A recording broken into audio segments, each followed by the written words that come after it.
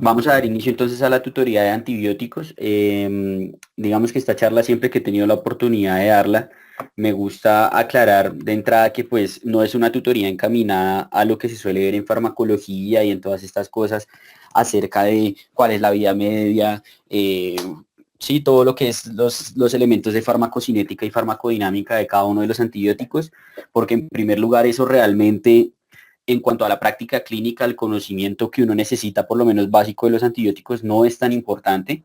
Eh, Me importa más es hacia lo que hay enfocada la charla, que es decirles, vea, estos antibióticos son los que hay y este antibiótico usted lo utiliza para esto, ¿listo? Entonces decimos, este antibiótico tiene tal espectro y teniendo en cuenta ese espectro y con lo que nosotros ya habíamos visto el lunes, con lo que causaba cada una de las bacterias, vamos a poder decir, listo, entonces este antibiótico se utiliza para infecciones de piel y tejidos blandos, este antibiótico se utiliza para infección de vías urinarias y así sucesivamente, ¿listo?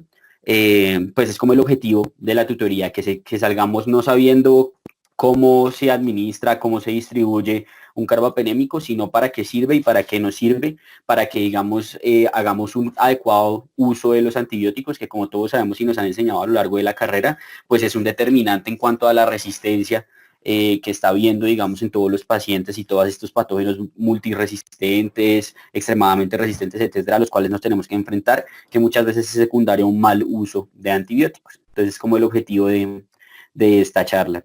Nuevamente, al igual que el lunes pasado, nos acompaña el doctor José David Cruz para las preguntas. En cualquier momento que alguien tenga una pregunta, simplemente debe de silenciarse y una vez se silencia, pues digamos, nos hace la pregunta, nos interrumpe, no hay ningún problema. Eh, y pues en la medida de lo posible, pues tratamos de responder las dudas que surjan. ¿Listo? Vamos a empezar entonces ya como tal con lo que sería la tutoría.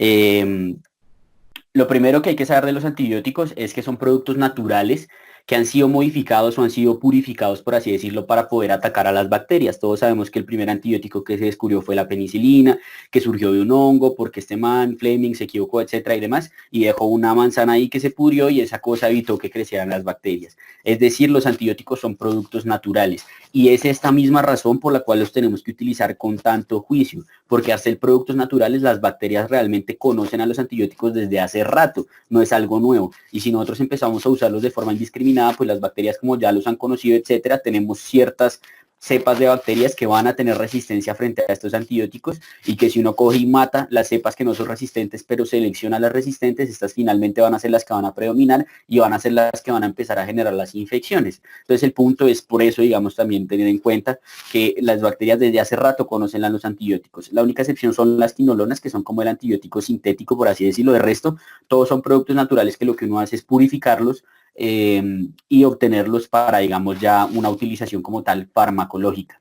Como estábamos mencionando y hemos mencionado y vamos a mencionar a lo largo de toda la tutoría, es muy importante el correcto uso de los antibióticos, saber realmente cuándo hay que poner un amplio espectro, cuándo no hay que ponerlo, etcétera y demás, para no estar poniendo, digamos, a todo el mundo ampicilina sulbactam, a todo el mundo piperacilina tazobactam, porque pues eso le sirve y ya, no. La idea es que sea un uso, digamos, juicioso de los antibióticos, que esto va a ir, digamos, muy de la mano de lo que vamos a ver el viernes con antibiograma y con antibiótico terapia. El importante uso es precisamente debido a la creciente resistencia bacteriana y lo que estábamos mencionando es diferenciar cuándo utilizar un amplio espectro y cuándo no. Eso puede ser una diferencia en lo que puede ser un buen médico general. Uno sabe realmente cuándo hay que poner un antibiótico que es, digamos, de un espectro muy amplio y de realmente lo amerita para el paciente o cuándo no y simplemente le puedo poner un antibiótico que no va a generar tanto daño colateral, no va a generar tanto daño en la microbiota del paciente y pues digamos no va a generar digamos, todos estos fenómenos que están ocurriendo actualmente. Y para eso yo les dejo esta frase que usualmente nos la decía el doctor Noreña, que era el infectólogo antes de la cardio, que nos decía siempre hay que olvidarse del por si acaso. ¿Listo? Uno tiene que olvidarse de decir, ay, es que qué tal que tenga esto. No, uno dice, ¿tiene factores de riesgo para tener un patógeno resistente sí o no? Y si no tiene los factores de riesgo, no hay la justificación para uno poner a pensar en, ay, es que por si de pronto le voy a poner un espectro mucho más amplio o le voy a poner tal cosa, no. Listo, la idea es que todas las decisiones que tomemos en cuanto a la antibiótico-terapia de los pacientes a los cuales tengamos que atender esté fundamentada en algo. Y es como el objetivo, digamos, de todo este bloque también. Cuando hablamos de la clasificación de los antibióticos, hay múltiples formas de las cuales podemos clasificar estos fármacos. Tenemos una que es conforme a su mecanismo de acción, que pues va a ser dependiendo de la forma en la cual van a afectar a la bacteria. Y digamos que esta va a ser la clasificación que vamos a utilizar ahorita para nuestra revisión y para conocer cada uno de los antibióticos y cuándo es que vamos a utilizar cada uno de ellos. Las otras dos clasificaciones que solo vamos a explicar por encima en qué consisten y por qué podría ser importante tenerlas en cuenta es la clasificación consistente en cuanto a la farmacocinética y farmacodinámica, que podemos hablar de unos antibióticos que son concentración dependiente, otros que son tiempo dependiente y otros que no son ni lo uno ni lo otro, sino que dependen de las dos cosas y se suele evidenciar sobre el área, sobre la curva, sobre la MIC, que eso ya lo vamos a ver que es con una gráfica que tengo aquí adelante. Y la otra forma de clasificar a los antibióticos pues va a ser correspondiente a qué tanto van a afectar a la bacteria. Y así vamos a poder hablar de unos antibióticos bactericidas y otros que son bacteriostáticos y ya vamos a explicar qué quiere decir cada uno de estos términos y cómo yo puedo determinar como de forma objetiva qué antibiótico es bactericida y qué antibiótico es bacteriostático. En cuanto a la clasificación sobre farmacocinética y farmacodinámica, como dijimos, tenemos los tres, ¿cierto? El que es dependiente de concentración, el que es tiempo dependiente y el que es como mixto, que es dependiente del área bajo la curva. Aquellos que son tiempo dependiente, lo que me quiere decir esto es que yo realmente no necesito unas concentraciones altísimas del antibiótico, sino que lo que yo necesito es un buen tiempo en el cual el antibiótico, la concentración en la sangre esté por encima de la MIC, que recordemos que la MIC es la concentración mínima inhibitoria, es decir, la concentración mínima a la cual un antibiótico inhibe el crecimiento de una bacteria. Entonces, el ejemplo perfecto de los antibióticos que son tiempo dependientes son los beta-lactámicos. Entonces, digamos que en estos pacientes con beta-lactámicos quizá no sea tan útil poner una dosis altísima de carga así grandísima y lograr una concentración pico, porque vean que el efecto de la concentración no va a tener una implicancia en cuanto a qué tan efectiva va a ser la antibiótico terapia. Va a ser mucho más efectiva si yo logro mantener un tiempo prolongado la curva o la concentración del antibiótico por encima de esta barra que tenemos acá, que es la MIC. ¿En qué influye esto o en qué va a depender esto? En que cada vez, digamos, teniendo en cuenta estos conceptos, va cambiando la forma o la posología en la cual administramos los medicamentos. Y es por esto que cada vez, digamos, salen más recomendaciones, más estudios, etcétera, y además que lo que tratan de probar es, por ejemplo, sobre todo en los pacientes con infecciones graves, sepsis y cosas por el estilo, no poner unos antibióticos cada tantas horas, sino dejarles una infusión continua. Porque si yo les dejo la infusión continua, estoy garantizando que todo el tiempo, todas las 24 horas que le deje la infusión, o pues quizá no sea una infusión continua, sino que no le doy el antibiótico en una dosis nomás, sino que se lo doy en una infusión prolongada de 3 horas, voy a lograr que el tiempo en el cual yo esté por encima de la MIC sea más alto. Y eso cada vez está más estudiado, el uso de beta-lactámicos en infusiones prolongadas en los pacientes sépticos.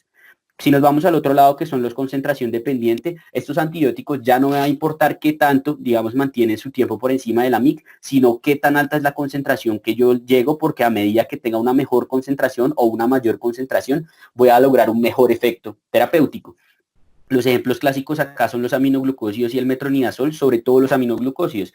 Y por eso van a ver que en ocasiones, digamos, cada vez más se habla de los cambios o, digamos, las administraciones prolongadas de aminoglucósidos en las cuales yo ya no pongo un aminoglucósido cada 12 o cada 8 horas, sino que pongo una dosis única que es bastante alta, con la cual logro un pico de concentración y eso me mantiene un buen efecto antibiótico durante las 24 horas, porque estos antibióticos que son concentración dependiente tienen una particularidad bastante importante y es que tienen algo conocido como el efecto post-antibiótico. ¿Qué quiere decir el efecto post-antibiótico? Que a pesar de yo estar con una concentración por debajo de la MIC, estos antibióticos mantienen su actividad contra la bacteria y entonces van a seguir siendo útiles así yo no tengo una concentración que yo creería que no es óptima porque está por debajo de la MIC. Entonces digamos que en los aminoglucósidos, precisamente buscando evitar los eventos adversos de estos como la nefrotoxicidad y la ototoxicidad, digamos que cada vez más están estudiando no estar poniendo dosis a cada tantas horas, sino tratar de poner una única dosis en el día o 2 dosis en el día y de esa forma, digamos que beneficiándonos de ese efecto postantibiótico, evitamos la instauración de los eventos adversos relacionados con estos antibióticos. Y los que tenemos mezclados que son sobre la AUC, sobre la MIC, pues digamos que ahí vamos a tener ya otros como son las quinolonas, los macrólidos, los glicopéptidos, entre otros, ¿listo? Pero digamos que esta clasificación, más que para yo pensar en algo o en de esta forma yo estudiar los antibióticos, es más para quizá estas como cosas que les acabo de mencionar que están surgiendo nuevas en cuanto a cómo administramos los antibióticos. Pero quizás eso sería como lo único que uno necesitaría saber sobre esta clasificación, por lo menos para hacer un uso, digamos así, básico de lo que son los antibióticos. En cuanto a la otra clasificación que la cual estábamos mencionando, era conforme a qué tanto afecta a la bacteria, si va a ser bactericida o bacteriostático. Para entender este concepto de bactericida o bacteriostático, tenemos que recordar unos conceptos como básicos de la microbiología, en los cuales, digamos, tenemos la MIC, que es lo que mencionábamos, concentración mínima inhibitoria, que era la concentración a la cual se inhibe el crecimiento bacteriano. Es decir, no es la concentración a la cual la bacteria se mata, sino es la concentración a la cual la bacteria deja de crecer. ¿Listo? Eso es importante tenerlo en cuenta. Si se recuerdan por allá en nuestros laboratorios cuando estábamos en segundo en microbiología, era eso que uno ponía en varios disquitos diferente concentración de antibiótico y uno miraba en cuál disco o en cuál, digamos, tuvo ensayo dejaba de haber turbidez. Si había turbidez, significa que la bacteria había crecido. Si ya no había turbidez, significaba que la bacteria no había crecido y por ende considerábamos esa nuestra concentración mínima inhibitoria, y es esto precisamente lo que nos reportan en los antibiogramas de los cuales vamos a hablar el viernes. Es diferente el concepto a la concentración mínima bactericida. La concentración mínima bactericida sí ya no va a ser que deja de crecer, sino que yo de verdad estoy matando las bacterias con el antibiótico, con la concentración que yo le estoy administrando, digamos, a esa bacteria. Entonces va a ser la concentración a la cual yo elimino el 99,9% de las bacterias. Y digamos que según estos conceptos de la concentración mínima bactericida y la concentración mínima inhibitoria, si yo cojo un antibiótico frente, digamos, a una bacteria y le divido la concentración mínima bactericida sobre la concentración mínima inhibitoria y esta relación es mayor a 4, voy a decir que es un antibiótico bactericida, y si esta relación es menor a 4, voy a decir que el antibiótico es bacteriostático. ¿En qué se resume esto? En que los antibióticos bactericidas van a matar la bacteria. ¿Listo? Ellos solitos, sin necesidad de que yo tenga un buen sistema inmune o cosas por el estilo, ellos se encargan de matar a la bacteria. El bacteriostático, por su parte, lo que va a hacer es que va a dejar, o sea, la bacteria va a dejar de crecer, pero la eliminación de la bacteria ya no va a estar a cargo del antibiótico, sino que va a estar a cargo del sistema inmune del paciente.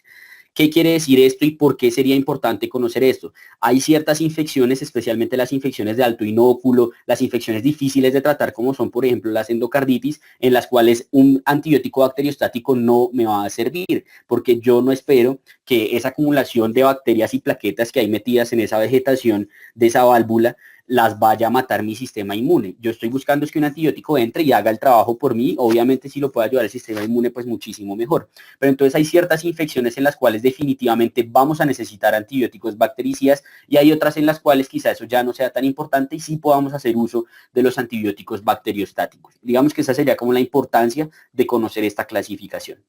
Ahora sí, entrando en la clasificación, digamos que nos importa para analizar o digamos cómo conocer los antibióticos, vamos a basarnos en esta, que es la de los mecanismos de acción. Antes de empezar, quería saber si alguien tiene alguna duda con lo que acabamos de explicar de las otras dos clasificaciones de los antibióticos. Listo. Vamos a seguir entonces con la parte de lo que sería la clasificación por los mecanismos de acción. En general, podemos clasificar a los antibióticos en estos cuatro grupos. Un primer grupo, que son los antibióticos que van a inhibir como tal la síntesis de la pared. Un segundo grupo, que se va a encargar de inhibir la síntesis de las proteínas. Un tercer grupo, que se va a encargar de inhibir la síntesis del ADN bacteriano como tal. Y digamos que podemos acumular otros antibióticos en un grupo que podemos poner como otros o otros mecanismos de acción ya más misceláneos. Empezando con los inhibidores de síntesis de pared, podemos tener varios aquí. Dentro de estos tenemos los betalactámicos, los glucopéptidos, la fosfomicina, los polipéptidos y la bacitracina. Ya vamos a entrar en detalle en qué es cada uno de estos, cuáles hay dentro de cada uno y pues para qué me van a servir cada uno de ellos. Para esto, digamos que lo primero que habría que conocer es cuáles son los pasos a partir de los cuales se sintetiza como tal la pared bacteriana. Entonces la pared bacteriana, digamos que en general podemos dividir su síntesis en tres fases. Una fase que es citoplasmática, es decir, todo lo que yo necesito es de que se da la traducción del ADN, utilizo los ribosomas, genero la cadena de aminoácidos, creo la proteína, después se va como tal, digamos, a todo lo que es el retículo endoplasmático. Además, todas estas cosas, las modificaciones que hay en la nivel citoplasmático para posteriormente llegar a la membrana, y en la membrana lo que yo voy a necesitar es un transporte que me lo lleve a la pared bacteriana, y posteriormente en la pared bacteriana se van a tener que organizar todas esas proteínas que creó la bacteria para formar como tal el peptidoglicano, que va a ser el péptido, pues digamos, o la cadena de péptidos que va a formar la pared celular. Y así podemos dividir esas tres fases. Entonces en la fase citoplasmática estamos hablando de formación de precursores, y aquí en la formación de precursores tenemos un antibiótico principal que sería la fosfomicina. En lo que es la fase de transporte estaríamos hablando del paso de esos péptidos del citoplasma a la pared bacteriana, y aquí estamos hablando donde actuaría la bacitracina, y en esa fase de organización, que es donde se van a unir y se va a formar como tal la cadena del peptidoglicano, van a actuar los dos más importantes de este grupo, que son los beta-lactámicos y los glicopéptidos. ¿Listo? Entrando un poco más en detalle dentro de cada una de estas fases, digamos que lo que nosotros vamos a necesitar es que estos péptidos, digamos, a partir de diversas modificaciones post-traduccionales, digamos, a partir de enzimas, lleguen a esto que es el UDP-N-acetilmurámico. Posteriormente, este UDP-N-acetilmurámico va a evolucionar o, digamos, va a tener otras modificaciones para convertirse en un pentapéptido. Este pentapéptido va a ir a la membrana celular interna de la bacteria. En la membrana celular interna, esta proteína, que es el bactoprenol, va a ser la encargada de traslocarla a la pared bacteriana, y dentro de la pared bacteriana vamos a tener uso de estas enzimas que son las transpeptidasas, las carboxipeptidasas y las glucosiltransferasas. En cada uno de estos, entonces, vamos a hablar del mecanismo de acción de esos, digamos, antibióticos que estábamos mencionando. Dentro de los inhibidores de la piruviltransferasa, entonces tendríamos a la fosfomicina, que era la que dijimos que podía actuar en la fase citoplasmática. En la fase, digamos, de transporte, habíamos dicho que la bacitracina precisamente es un inhibidor de este bactoprenol, que es la proteína encargada de hacer esa translocación. Y en esta fase como tal de organización o de consolidación del peptidoglicano, los beta-lactámicos lo que van a hacer es unirse a estas transpeptidasas y carboxipeptidasas, que en vez de llamarlas así, las solemos conocer como PBP, Penicillin Binding Protein, o en español, pues proteínas de unión a la penicilina.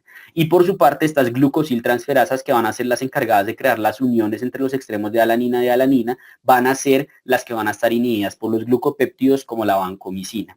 ¿Listo? Con eso, claro, o con eso, digamos, más dilucidado, vamos a entrar ahora sí a lo que son los beta-lactámicos.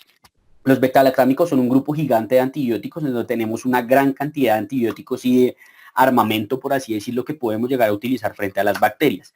Los beta-lactámicos se suelen clasificar en estos cuatro. Tenemos las penicilinas, las cefalosporinas, los carbapenémicos y los monobactámicos, y usualmente cuando uno habla de beta-lactámicos, de una vez incluye los inhibidores de beta-lactamasa, porque sabemos que los inhibidores de beta-lactamasa se dan en conjunto con algún beta-lactámico: amoxicilina, clavulanato, ampicilina, sulbactam, piperacilina, tazobactam, etcétera, etcétera, etcétera. ¿Listo? Entonces lo que vamos a hacer es empezar a ver cada uno de estos, qué componentes tiene, qué particularidades tiene y en qué es que yo voy a poder utilizar cada uno de estos.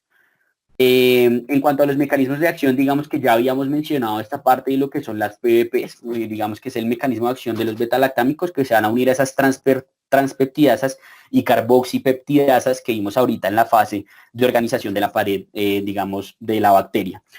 Van a tener actividad bactericida, es decir, que estos antibióticos matan a las bacterias, porque además de que, digamos, inhiben el crecimiento de las bacterias, se ha visto que tienen otros mecanismos en los cuales aumentan la apoptosis como tal dentro de las bacterias. Hay un problema con estos antibióticos, y es que pueden llegar a generar tolerancia y pueden tener una pérdida de la actividad bactericida, que esto es algo que en algunos, digamos, sobre todo lo que son infecciones de piel y tejidos blandos y demás, se conoce como el efecto paradójico de Eagle, en el cual estos antibióticos que son bactericidas pierden este efecto bactericida y pasan a ser bacteriostáticos.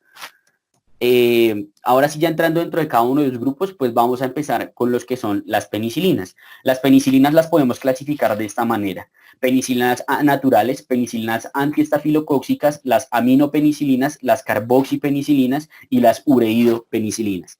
En general, esta tercera y cuarta generación las podemos agrupar y llamarlas como penicilinas antiseudomonales, porque como su nombre lo dice, pues van a cubrir Pseudomonas aeruginosa. ¿Listo? Es como importante eso tenerlo en cuenta. Entonces, muchas veces ustedes van a encontrar la clasificación de las penicilinas no de esta forma, sino como naturales, antiestafilocóxicas, aminopenicilinas y antiseudomonales, y solo, digamos, las clasifican en esos cuatro grupos.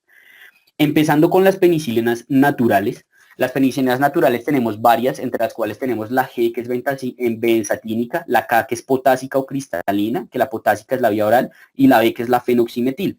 En Colombia, las cuales tenemos disponibles son la benzatínica y la cristalina. La benzatínica es la que se administra vía intramuscular, mientras que la cristalina es la que se administra vía intravenosa. Hablando ya, entrando en lo que es el espectro de acción, o sea, qué bacterias me va a cubrir las penicilinas naturales, podemos decir que principalmente van a ser efectivas contra cocos gram positivos, pero aquí hay una particularidad muy importante, y es que no contra el estafilococcus.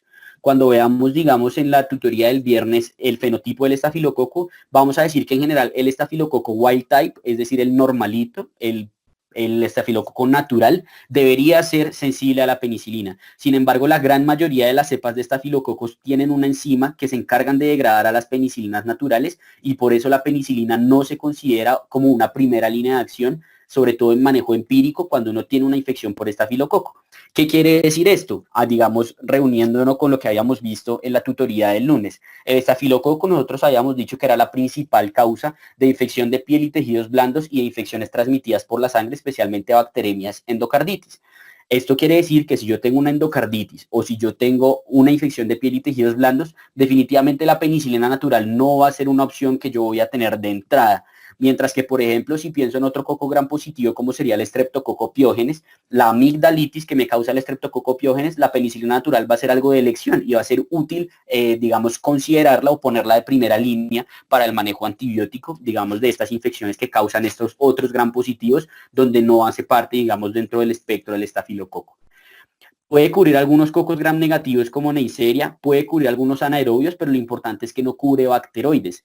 Al no cubrir bacteroides, estamos más o menos obviando el 30 al 40% de la microbiota normal de anaerobios que nosotros tenemos en el tracto gastrointestinal. Y por eso las penicilinas de entrada no van a ser útiles para infecciones del tracto gastrointestinal porque no me van a cubrir esos bacteroides. Cubre Treponema pallidum y por eso va a ser útil pues para el manejo de la sífilis.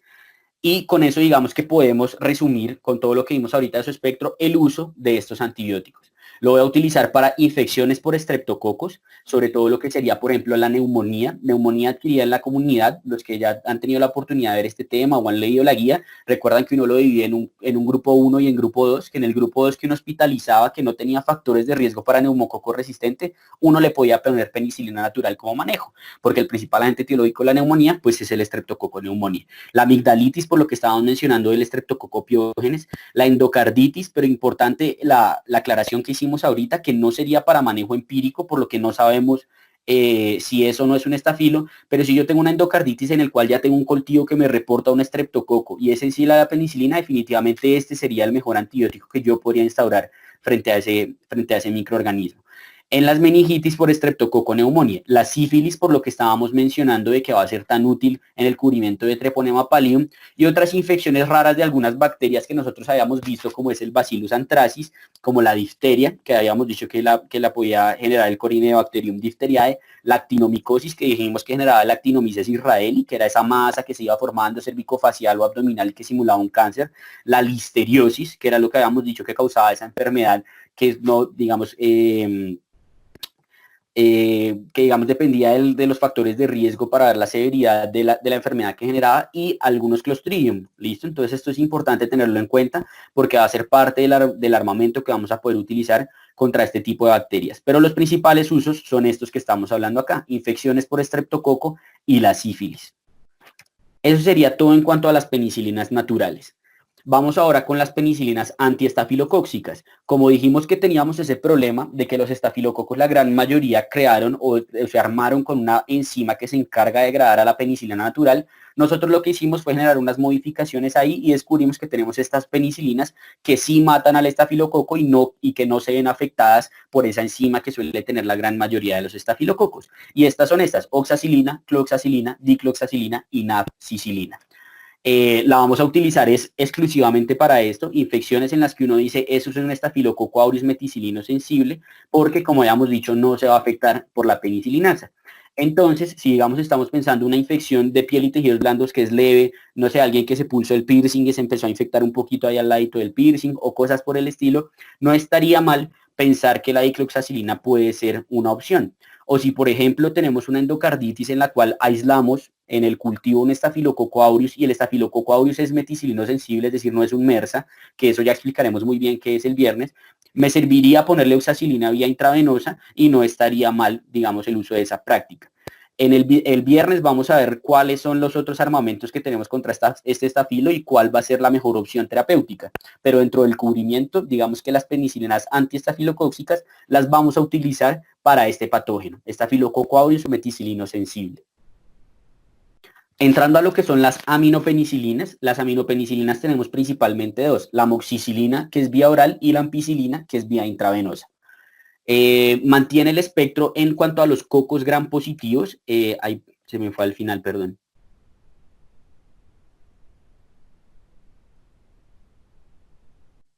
Aquí vamos, mantiene el espectro en cuanto a los cocos gram positivos y lo que va a hacer es que aumentar el espectro en cuanto a los gram negativos, especialmente a qué gram negativos, las enterobacterias, es decir, que me van a poder cubrir en la gran mayoría de los casos las causas de infección de vías urinarias, pero aquí hay que tener en cuenta una particularidad y es que no cubren Klebsiella, y la Klebsiella es una de las causas importantes de infección de vías urinarias.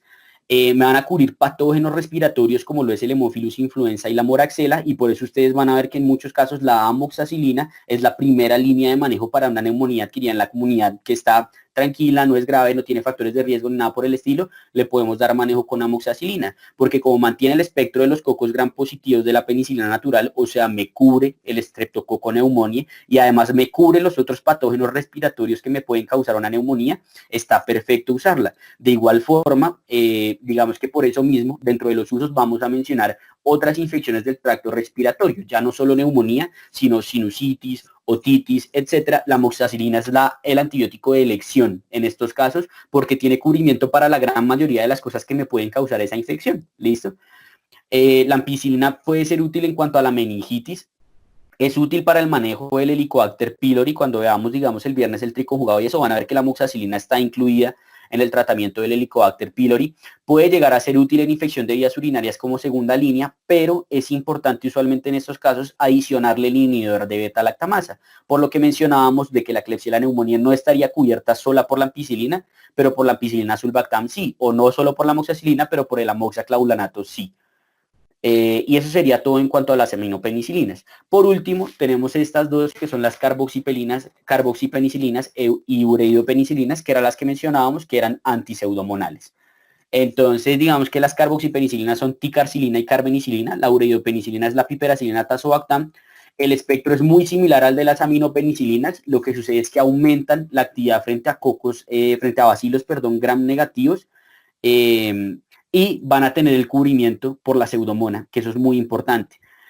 Adicionalmente, digamos que comparando lo que es piperacilina con ampicilina en cuanto al cubrimiento de lo que serían algunos anaerobios, la piperacilina tiene un mejor cubrimiento cuando se asocia con el tazobactam con bacteroides resistentes que la ampicilina sulbactam. Entonces eso es como importante tenerlo en cuenta. En cuanto a para qué lo vamos a utilizar, digamos que no lo voy a mencionar en este momento porque uno no aplica como piperacilina sola o ticarcilina sola o carbenicilina sola, eso es rarísimo, ¿listo? O pues por lo menos yo nunca lo he visto en lo poco que he tenido de práctica clínica. Uno siempre asocia esto con un inhibidor de beta-lactamasa.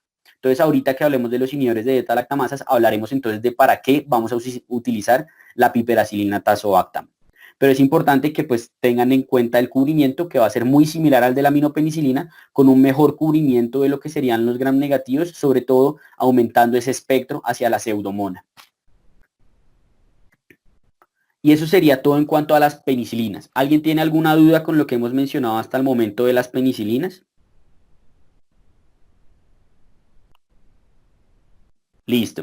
Continuemos entonces con lo que serían las cefalosporinas, que es el otro grupo como tal, pues que hace parte dentro de los betalactámicos. Las cefalosporinas las vamos a dividir en generaciones. Son 5 las generaciones existentes y ustedes van a escuchar o van a leer en la gran mayoría de los casos que les dicen a ustedes, entre las generaciones más pequeñas, o sea, lo que es cefalosporinas de primera generación, va a tener un muy buen cubrimiento para gram positivos. Me excuso si en algunas diapositivas quedó gran con N, pero es que esa vaina era un autocorrector y no en todas me la pillé y entonces en algunos quedó con N. Eh, si es una cefalosporina, digamos, de una generación más temprana, primera, segunda generación, tiene un mejor cubrimiento para gram positivos y no tiene buen cubrimiento para gram negativos. Y a medida que yo me voy alejando, o sea, me voy haciendo a una generación más alta, las cefalosporinas de tercera y cuarta generación van a tener un mejor cubrimiento por gram negativos y van a perder, perdón, el espectro que tienen hacia los gram positivos. Esto es parcialmente correcto tirando a incorrecto, ya vamos a ver por qué, ¿listo? Entonces digamos que este concepto realmente, por lo menos a mí, no me parece tan útil porque puede generar una gran cantidad de confusiones en cuanto a que para qué sí puede servir y para qué no. Entonces me parece que es mejor, digamos, como no tenerlo tan en cuenta. Son 5 las generaciones existentes. Si hablamos de esta regla y la queremos asumir como parcialmente cierta, la quinta generación va a ser la excepción a la regla porque la quinta generación la vamos a utilizar exclusivamente para cosas gram positivas. Entonces, por eso, con mayor razón, esta regla que suelen mencionar no me parece como tan adecuado utilizarla. Vamos a hablar entonces de cada una de esas 5 generaciones. En la primera generación, los principales exponentes que tenemos son la cefazolina y la cefalexina. La cefazolina es la que es intravenosa y la cefalexina es la que es vía oral. Tienen un muy buen cubrimiento por cocos gram positivos, incluyendo al estafilococo aureus, es decir, que la cefalexina sí me va a servir en ese piercing infectado que dijimos, mientras que la penicilina natural no. La cefalexina sí va a ser útil, ¿listo? Hay algo importante y es que dentro de los cocos gram positivos, si se acuerdan, habíamos hablado de estafilococo, estreptococo y enterococo. Los enterococos tienen resistencia natural a las cefalosporinas porque no permiten que haya una adecuada, digamos, como entrada a la pared celular. Entonces no hay una buena concentración dentro de la bacteria y suelen ser intrínsecamente o son intrínsecamente resistentes a las cefalosporinas. Cubre bacilos gram negativos entéricos, eso es importante tenerlo en cuenta, es decir, que cubre enterobacterias y por eso ustedes han visto que la cefalexina es un antibiótico de elección cuando uno tiene una infección de vías urinarias. Teniendo en cuenta ese espectro de acción que acabamos de mencionar, los usos entonces estarían hacia la infección de vías urinarias, es uno de los antibióticos de primera línea para infección de vías urinarias, infecciones por estafilococo aureus meticilino sensible, entonces infecciones de piel y tejidos blandos que no sean muy feas, muy malucas y cosas por el estilo. La cefalexina es una buena opción para tener en cuenta para el manejo. Y la cefazolina, si estamos hablando de lo que es la vía intravenosa, es una buena opción para, por ejemplo, una endocarditis causada por estafilococo aureus, una bacteremia por estafilococo aureus. La cefazolina es una buena opción, al igual que habíamos mencionado la oxacilina en su momento, que era esa penicilina antiestafilocóxica. Es útil para infecciones de la vía biliar porque digamos que las cefalosporinas tienen una buena concentración en vía biliar porque se eliminan en parte por la bilis. Y ya, eso sería como, digamos, los principales dos usos van a ser estos dos que estamos mencionando acá de primero. Pasando a la segunda generación, ¿hay alguna duda? Andy, qué Sí. pena ahí, yo te interrumpo. Pues como para aportar algo, ya como le dijo Andrés, un tratamiento por una bacteriemia por un estafilococo aureus meticino sensible, tanto la oxa como la cefazolina son buenas opciones, ¿sí? Entonces, la pregunta es que, por ejemplo, de pronto las pueden hacer en alguna revista, algún residente canzón o alguna internista. Bueno, ¿cuál de las dos va a escoger? ¿Hay algún criterio para escoger una u otra? Digamos que hace como unos 8 meses empezaron a salir unos metaanálisis donde parece que en pacientes con bacteremia, ¿sí? Por estafilococo meticino sensible parece tener mejor rendimiento la cefalosporina de primera generación en cuanto a tiempo de recuperación de la infección, tiempo de estancia hospitalaria y también pareciera beneficiar mortalidad. Entonces, pues digamos que hay una ligera tendencia a que le vaya a mejorar la cefalexina. ¿Qué beneficios tiene la oxa? Que no toca ajustarla de acuerdo a la función renal. Entonces es más fácil la administración, pero el otro problema que tiene la oxa es que por lo general cuando son infecciones de ese tipo se dejan cada 4 horas, entonces la posología, digamos, colocarla no es tan fácil, porque la gente la tiene que estar colocando mucho tiempo o a veces incluso la colocan en infusión continua. Entonces, pues hay como para tener ese tipo. Entonces, bacteriemia por estafilococcus aureus meticino sensible, oxa o cefazolina, ¿cuál? De pronto la balanza se inclina un poco más hacia cefazolina. Sí, completamente de acuerdo. Digamos que esos resultados de metaanálisis que acaba de mencionar José, los profundizaremos un tris más en la del viernes, pero sí tenerlo en cuenta de una vez que definitivamente lo que hay hacia ahorita de tendencia es que las cefalosporinas de primera generación son mejores que la oxa y también por eso mismo que dijo José de la posología, digamos que la oxacilina tiende a generar más flebitis que lo que sería la cefazolina que no es cada 4 horas. Entonces también es sobre todo, digamos, ideal en cuanto a los eventos adversos que genera sobre el paciente el antibiótico. Entonces, sí, como para tener eso en cuenta desde ya, para la tutoría del viernes. Entrando a la segunda generación, tenemos estos, el que vamos a utilizar en la clínica como tal es el cefuroxime, pero tenemos otros dos importantes en la segunda generación, que es el cefoxitin y el cefotetán, y la importancia de estos la van a ver en la tutoría del viernes cuando veamos para qué sirven estos o qué me sirven estos como de marcador dentro de cada uno de los cocos gram positivos para yo saber si es un MERSA o no es un MERSA, si hay posibilidad de que sea un AMC o no, etcétera y demás. Pierden algo de la efectividad contra los cocos gram positivos, mantienen el cubrimiento de las enterobacterias, por lo que el cefuroxime sigue siendo una opción para la infección de vías urinarias, pero definitivamente para lo que son las infecciones de piel y tejidos blandos quizá no sería algo tan ideal su implementación, y van a aumentar su cubrimiento contra otros bacilos gram negativos, entre los que vamos a incluir los los bacilos gram negativos o los patógenos respiratorios. Y por eso vamos a ver que dentro de las guías de neumonía tenemos al cefuroxime como una opción terapéutica en la neumonía adquirida en la comunidad, y es porque el cefuroxime, si bien pierde su efectividad, sobre todo contra lo que es estafilo, sigue cubriendo al Streptococcus pneumoniae y me cubre además otros patógenos respiratorios y va a ser digamos, o va a tener un buen cubrimiento en este espectro. Teniendo en cuenta eso, entonces sus usos van a ser para la infección de vías urinarias, para las infecciones del tracto respiratorio, y estas cefamicinas, que es precisamente este cefoxitin y este cefotetán que estábamos mencionando, se pueden considerar para uso de infecciones abdominales, pero realmente su uso, no sé si exista acá o no en Colombia, pues yo por lo menos nunca he visto un cefoxitin o un cefotetán de forma terapéutica. Su uso va a ser más para la interpretación del antibiograma, que pues digamos ya veremos en el viernes. Entrando en lo que es las cefalosporinas de tercera generación, tenemos estas tres, la ceftriaxona, la cefotaxima y el ceftazidime. Pierden el cubrimiento para gram positivos, especialmente el Staphylo aureus. Definitivamente la ceftriaxona no la vamos a pensar para una infección de piel y tejidos blandos, porque es así que seguro el estafilo no le suele ir muy bien con la ceftriaxona, ¿listo?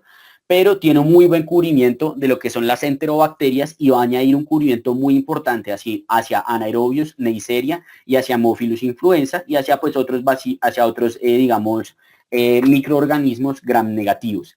Dentro de estas tres, digamos que hablando de eso que decía José, de preguntas que suelen hacer en ocasiones, la cefalosporina de tercera generación que cubre Pseudomonas aeruginosa, porque usualmente uno siempre asocia cefalosporina antipseudomonal, cefepime, que es la de cuarta generación que vamos a ver ahorita. El ceftazidime también tiene cubrimiento contra la Pseudomonas aeruginosa, ¿listo? Con este cubrimiento tan grande, digamos que la ceftriaxona nos puede servir para un gran número de cosas, pero los usos principales que le vamos a dar van a ser los meningitis por los gram negativos, o sea, la Neisseria meningitis, pues el manejo va a ser con ceftriaxona, la Neisseria gonorrea, pues el manejo va a ser con ceftriaxona, algunas infecciones ginecológicas y en algunos casos infecciones de vías urinarias en las cuales, digamos, ya no es de utilidad esos medicamentos de primera línea por espectros de resistencia bacteriana, la ceftriaxona podría llegar a ser de utilidad. Y por último, perdón, verdad que son 5, de penúltimo tenemos la cuarta generación, en la cual el exponente pues es el cefepime. El cefepime tiene un excelente cubrimiento de bacilos en general de gram negativos, tanto enterobacterias como Pseudomonas aeruginosa, y eso es quizá lo más importante, es un antibiótico antiseudomónico. Y que cubre un gran número de cosas, cubre enterobacterias, Pseudomonas aeruginosa, Neisseria, Moraxella, Haemophilus influenza, etcétera, y con base en eso, digamos que ya nos podemos ir imaginando su uso, infección de vías urinarias, neumonías con patógenos resistentes, infecciones adquiridas en el hospital por Pseudomonas, etcétera. Además, ahí el cefepime es de alta utilidad. Y hay algo importante con el cefepime que me gusta mencionar, que es el efecto suiterio. Digamos que dijimos que no íbamos a hablar de casi nada de farmacocinética o farmacodinámica, pero esto es algo importante hablar en el cefepime. El cefepime, digamos que tiene un polo que es cargado parcialmente positivo y otro polo que es cargado parcialmente negativo. Lo que hace esto es que en cierto modo esta partícula sea electroneutral, digamos que el negativo con el positivo se cancelan y hace que no tenga una carga como tal, digamos, el antibiótico. Al no tener una carga como tal, no va a necesitar una proteína transportadora, una porina o cosas por el estilo, sino que el cefepime por su cuenta va a poder, digamos, atravesar la bicapa fosfolipídica de las bacterias y entrar, digamos, a la bacteria sin la necesidad de tener una porina. Esto sobre todo hablando de lo que son las bacterias gram negativas, que recuerden que son las que tienen esa membrana celular externa en la cual solo entran cosas a través de las porinas. Entonces, cuando veamos, digamos, el viernes que hay unas bacterias que generan mecanismos de resistencia por cierre de porinas, el cefepime, digamos que puede sobrellevar o superar este mecanismo de resistencia que generan algunas bacterias, porque a pesar de que la porina esté cerrada, él por este efecto suiterium, que son esas dos cargas parciales que dijimos, va a poder atravesar la membrana fosfolipídica y va a poder, digamos, generar el efecto antibiótico en la pared celular. Y algo importante del cefepime es que recupera el cubrimiento para Staphylococcus aureus y para Streptococcus pneumoniae, sobre todo lo que es el Staphylococcus aureus. ¿Listo? A diferencia de la ceftriaxona que dijimos, no, definitivamente no, piel y tejidos blandos. El cefepime sí puede ser útil para piel y tejidos blandos, sobre todo un pie diabético de esos que es intrahospitalario, un montón de hospitalizaciones, antibióticos previos que uno dice, ese man puede tener Pseudomonas, pero pues claramente también puede tener su estafilo. El cefepime le cubre muy bien los cocos gram positivos y además le cubre muy bien la Pseudomonas. Con eso claro, digamos que vamos a utilizarlo para infecciones intraabdominales, vamos a utilizarlo para neumonía, infecciones de vías urinarias cuando sea necesario, infecciones por el estafilococo aureus en algunos casos. ¿Listo? Entonces digamos que ese sería el uso de la cuarta generación. Y por último, tenemos la quinta generación en la cual tenemos dos antibióticos, que es la ceftarolina y el ceftobiprol. La ceftarolina y el ceftobiprol van a tener una muy alta afinidad por una PVP, que es esa proteína de unión a la penicilina que habíamos mencionado, que es la variante 2A. Esta PVP2A es la causante del famoso fenotipo MERSA. El estafilococo aureus meticilino resistente es un meticilino resistente precisamente porque lo que hace es producir esta PVP por un gen que se llama el gen MECA.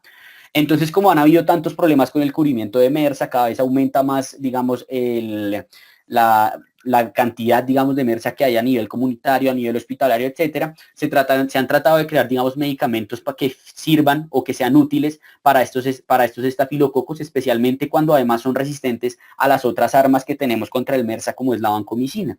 Entonces, digamos, en el estafilococo aureus resistente a la vancomicina va a ser muy útil lo que es la ceftarolina y el ceftobiprol. Como tal, tenemos evidencia en piel y tejidos blandos, todavía no hay una evidencia muy buena en lo que es pulmón y sangre, pero definitivamente en piel y tejidos blandos se ha visto que la ceftarolina tiene una alta utilidad, especialmente cuando este MERSA es resistente a vancomicina. Es decir, no queremos decir con esto que la ceftarolina va a reemplazar a la vancomicina o que si yo tengo un MERSA le pongo ceftarolina y no vancomicina, no. Precisamente lo crearon y lo tenemos reservado para esos casos en los cuales yo ya no sé con qué tratar ese MERSA, o en algunos casos unos enterococos resistentes a la vancomicina, que yo ya no sé qué hacer, me queda este armamento, digamos, para utilizarlo contra esa bacteria y, digamos, lograr eliminar esa infección en el paciente. Entonces, digamos que es muy importante su adecuado uso y no estarlo poniendo a la loca, aunque pues obviamente esto lo va a poner un infectólogo, pero pues como para que ustedes tengan en cuenta si en algún momento llega a ser como capacidad de uno poder aplicarlo, cosas por el estilo. También se puede utilizar en estreptococo neumonía multiresistente. Y eso sería todo en cuanto a las cefalosporinas. ¿Hay alguna duda con las cefalosporinas? Listo. Vamos a continuar entonces con los carbapenémicos.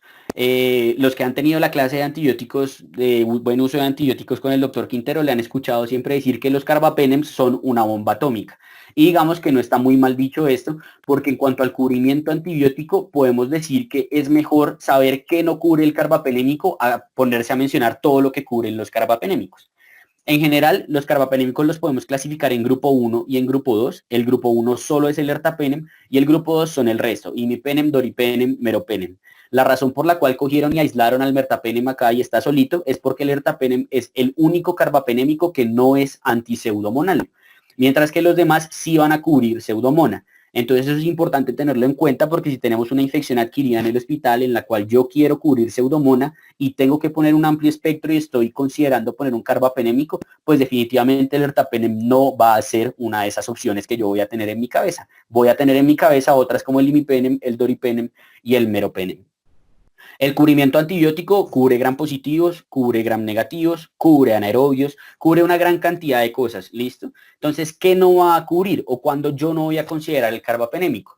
Algunos, digamos, dos raros que habíamos mencionado la tutoría del lunes, que eran esos que eran más que todo como intrahospitalarios, como la estenotrofomona maltofilia, que era esa que habíamos dicho que generaba sinusitis asociada al ventilador, neumonía asociada al ventilador, traqueitis asociada al ventilador, lo que sea asociado al ventilador, donde yo sospeche que la estenotrofomona puede ser, digamos, el agente etiológico, el carbapenémico no me va a servir porque la estenotrofomona tiene dos carbapenemasas de forma intrínseca, o sea, ella en su genoma produce dos enzimas que matan a los carbapenémicos.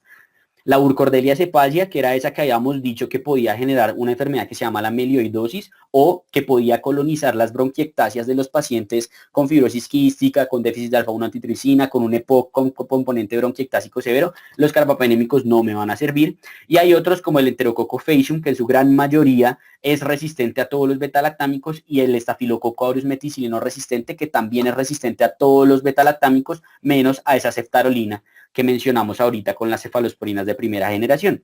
Entonces, ¿cuándo voy a poner carbapenémico? Cuando yo realmente considere que lo necesita. Es decir, yo no me voy a aprovechar de que el carbapenémico mata todo y entonces le monto carbapenémico a todo el mundo, sino que hay que ser juicioso, como hemos mencionado muchas veces con el uso de los antibióticos, y se lo voy a poner a un paciente que realmente yo, digamos, no sepa que tiene, por ejemplo, una sepsis de origen desconocido, un paciente que tiene una bacteria que en el antibiograma me muestra que ya no me sirve ningún beta-lactámico, sino solo el carbapenémico, pues ahí yo lo voy a considerar colocar. Y cuando definitivamente no, pues en estos casos que acabamos de mencionar. Hay algo importante en cuanto a cómo se deben administrar. El imipenem se debe dar con cilastatina para evitar la afección renal y de hecho pues las ampollas vienen juntos, imipenem, cilastatina. El doripenem es el carbapenémico ideal en pancreatitis y lo que habíamos dicho, el uso es cuando realmente sea necesario y yo sospeche patógenos multiresistentes. Por último, para terminar este grupo de las betalactámicos, nos quedan las asociaciones de betalactámico con inhibidor de betalactamasa. Lo que hacen es inhibir betalactamasas plasmídicas, el avibactam puede inhibir betalactamasas cromosomales, eso no importa mucho ahorita. Vamos a hablar de los tres que más se utilizan, que es amoxiclaulanato, ampicsulbactam y piperacilina tazobactam. El amoxicilina clavulanato, digamos que si se acuerdan, la amoxicilina habíamos mencionado que era una aminopenicilina que tenía cubrimiento para gram positivos no estafilococo y tenía cubrimiento para esos gram negativos tipo enterobacterias y por eso me podía servir para IBU y también me podía servir para neumonía. ¿Qué le añado yo con este clavulanato? ¿O qué me aumenta el espectro al yo añadir el clavulanato? Le aumento el espectro a Staphylococcus aureus y me faltó acá, también le aumento el espectro especialmente hacia los anaerobios, especialmente con ampicilva, ¿listo? Al yo ampliar el espectro a Staphylococcus aureus, esto quiere decir que el ampicilva, por ejemplo, si yo tengo un paciente hospitalizado por una infección de piel y tejidos blandos, me puede llegar a servir porque me va a cubrir Staphylococcus aureus, a diferencia de la ampicilina sola. De igual forma, ese sulbactam me aumenta el cubrimiento hacia algunas otras enterobacterias, como esa Klebsiella que habíamos mencionado que no cubríamos solita con la penicilina, aumenta el cubrimiento a Haemophilus influenza y a otros anaerobios productores de beta-lactamasa. ¿Listo? Entonces, aumenta el cubrimiento, digamos, ahí también sirve mucho para el cubrimiento de lo que son los bacteroides. Voy a utilizar el amoxiclaulanato para infecciones de tracto respiratorio, en algunos casos piel e infección de vías urinarias, y la ampicilina sulbactam va a ser útil para infecciones de piel, para infecciones ginecológicas y para infecciones abdominales. Los que ya han tenido la oportunidad de rotar por cirugía y yo no sé qué, se van a acordar o se van a dar cuenta que siempre abdomen no complicado es igual a ampicilina sulbactam, abdomen complicado es igual a piperacilina tazobactam. Y es porque con la ampicilva cubrimos lo que puede estar generando una infección en el abdomen. ¿Listo? Piperacilina tazobactam, digamos que va a ser similar a ampicilina sulbactam, pero va a tener un mejor cubrimiento intestinal. La razón por la cual tiene este mejor cubrimiento intestinal no es porque, digamos, aumente su espectro, alguna otra cosa o algo por el estilo, sino porque hay cepas de bacteroides que son resistentes a ampicilina sulbactam, pero no lo son a piperacilina tazobactam. Y por eso si ustedes ven apéndice no perforado, ampicillo, apéndice perforado, piptazo, porque yo busco tener un mejor cubrimiento y estar más seguro de que estoy cubriendo la gran mayoría de las bacterias que me puedan estar generando una infección en la barriga o en el abdomen de ese paciente. Algo importante es que el tazobactam no les va a mejorar el cubrimiento a Pseudomonas, o sea, no es que el tazobactam le dé el cubrimiento a Pseudomonas, sino que la piperacilina solita, por sí sola, ya es antipseudomonal. Y los usos van a ser más que todo encaminados a este cubrimiento tan importante que tenemos de Pseudomonas y el amplio espectro que logramos con esta piperacilina tazobactam. Porque si ustedes se dan cuenta, estamos cubriendo cocos gram positivos, incluyendo Staphylococcus aureus, estamos cubriendo gram negativos, estamos cubriendo anaerobios y además estamos cubriendo Pseudomonas. Entonces el piptazo va a ser algo que hay que usar con cuidado, al igual que el cefepime y los carbapenémicos. Me va a ser útil en neutropenia febril, me va a ser útil en infecciones asociadas al cuidado de la salud precisamente por este cubrimiento de Pseudomonas, infecciones abdominales, especialmente aquellas que están complicadas, e infecciones de piel y tejidos blandos, especialmente cuando yo quiero hacer cubrimiento de esta Pseudomonas. Hay otros nuevos que han estado saliendo como el ceftazolona tazobactam, ceftazimime avibactam, meropenem barbobactam, que lo que hacen es estar tratando, digamos, de cubrir estas bacterias gram negativas que cada vez más tienen más enzimas, que vamos a ver, digamos, el viernes, que son esas carbapenemasas, esas AMCs, esas BLES. Digamos que estos son medicamentos que han estado saliendo específicamente para el manejo de estas, digamos, bacterias tan resistentes. Que muchos de ellos no están disponibles en Colombia, lo que es ceftazimime avibactam y meropenem barbobactam son los dos que tengo entendido que han llegado, pero pues obviamente su uso es restringido, nosotros no vamos a tener acceso a eso demás, entonces no me importa tanto que digamos ahorita uno tenga conocimiento al respecto de estos, me importa más que tengamos conocimiento de los tres que sí podemos llegar a colocar nosotros, que era el piptazo, la ampicilva y la moxiclaulanato. Por último, para acabar con los betalactámicos, nos quedan los monobactámicos. En los monobactámicos tenemos a las treonam, digamos que el verdadero... Cuénteme. Ahí como para aportar un dato de esos, para con los que los cortan en la revista a veces, a uno en general le dicen que los inhibidores de beta-lactamasas no tienen actividad bactericida como tal porque no atacan algo propio de la bacteria, pero hay una pequeña excepción, que es lo que le preguntan a uno, si uno puede dar sulbactam solo y en qué escenario. Entonces, sí, son unos mecanismos que no vamos a discutir porque pues, no es lo importante, pero pueden tener efectividad contra Neisseria gonorrhoeae, bacteroides frágiles y el más importante es Acinetobacter baumani, que es una bacteria que es muy resistente, pero particularmente puede tener sensibilidad al sulbactam solito, sin ninguna penicilina, solo el sulbactam. Entonces, pues es como el dato ahí curioso. Sí, sí, de acuerdo, se me olvidó mencionar ese dato, perfecto. Eh, Monobactámicos, entonces para terminar con lo que son los betalactámicos, tenemos solo el Astreonam. El Astreonam no tiene un cubrimiento por gram positivos ni por anaerobios, es decir que los monobactámicos solo me sirven para cubrimiento de gram negativos y gram negativos aerobios, es decir, no me va a cubrir gram negativos anaerobios, por lo cual realmente el Astreonam es muy poco utilizado. Uno rara vez va a ver un paciente que tenga un manejo con Astreonam.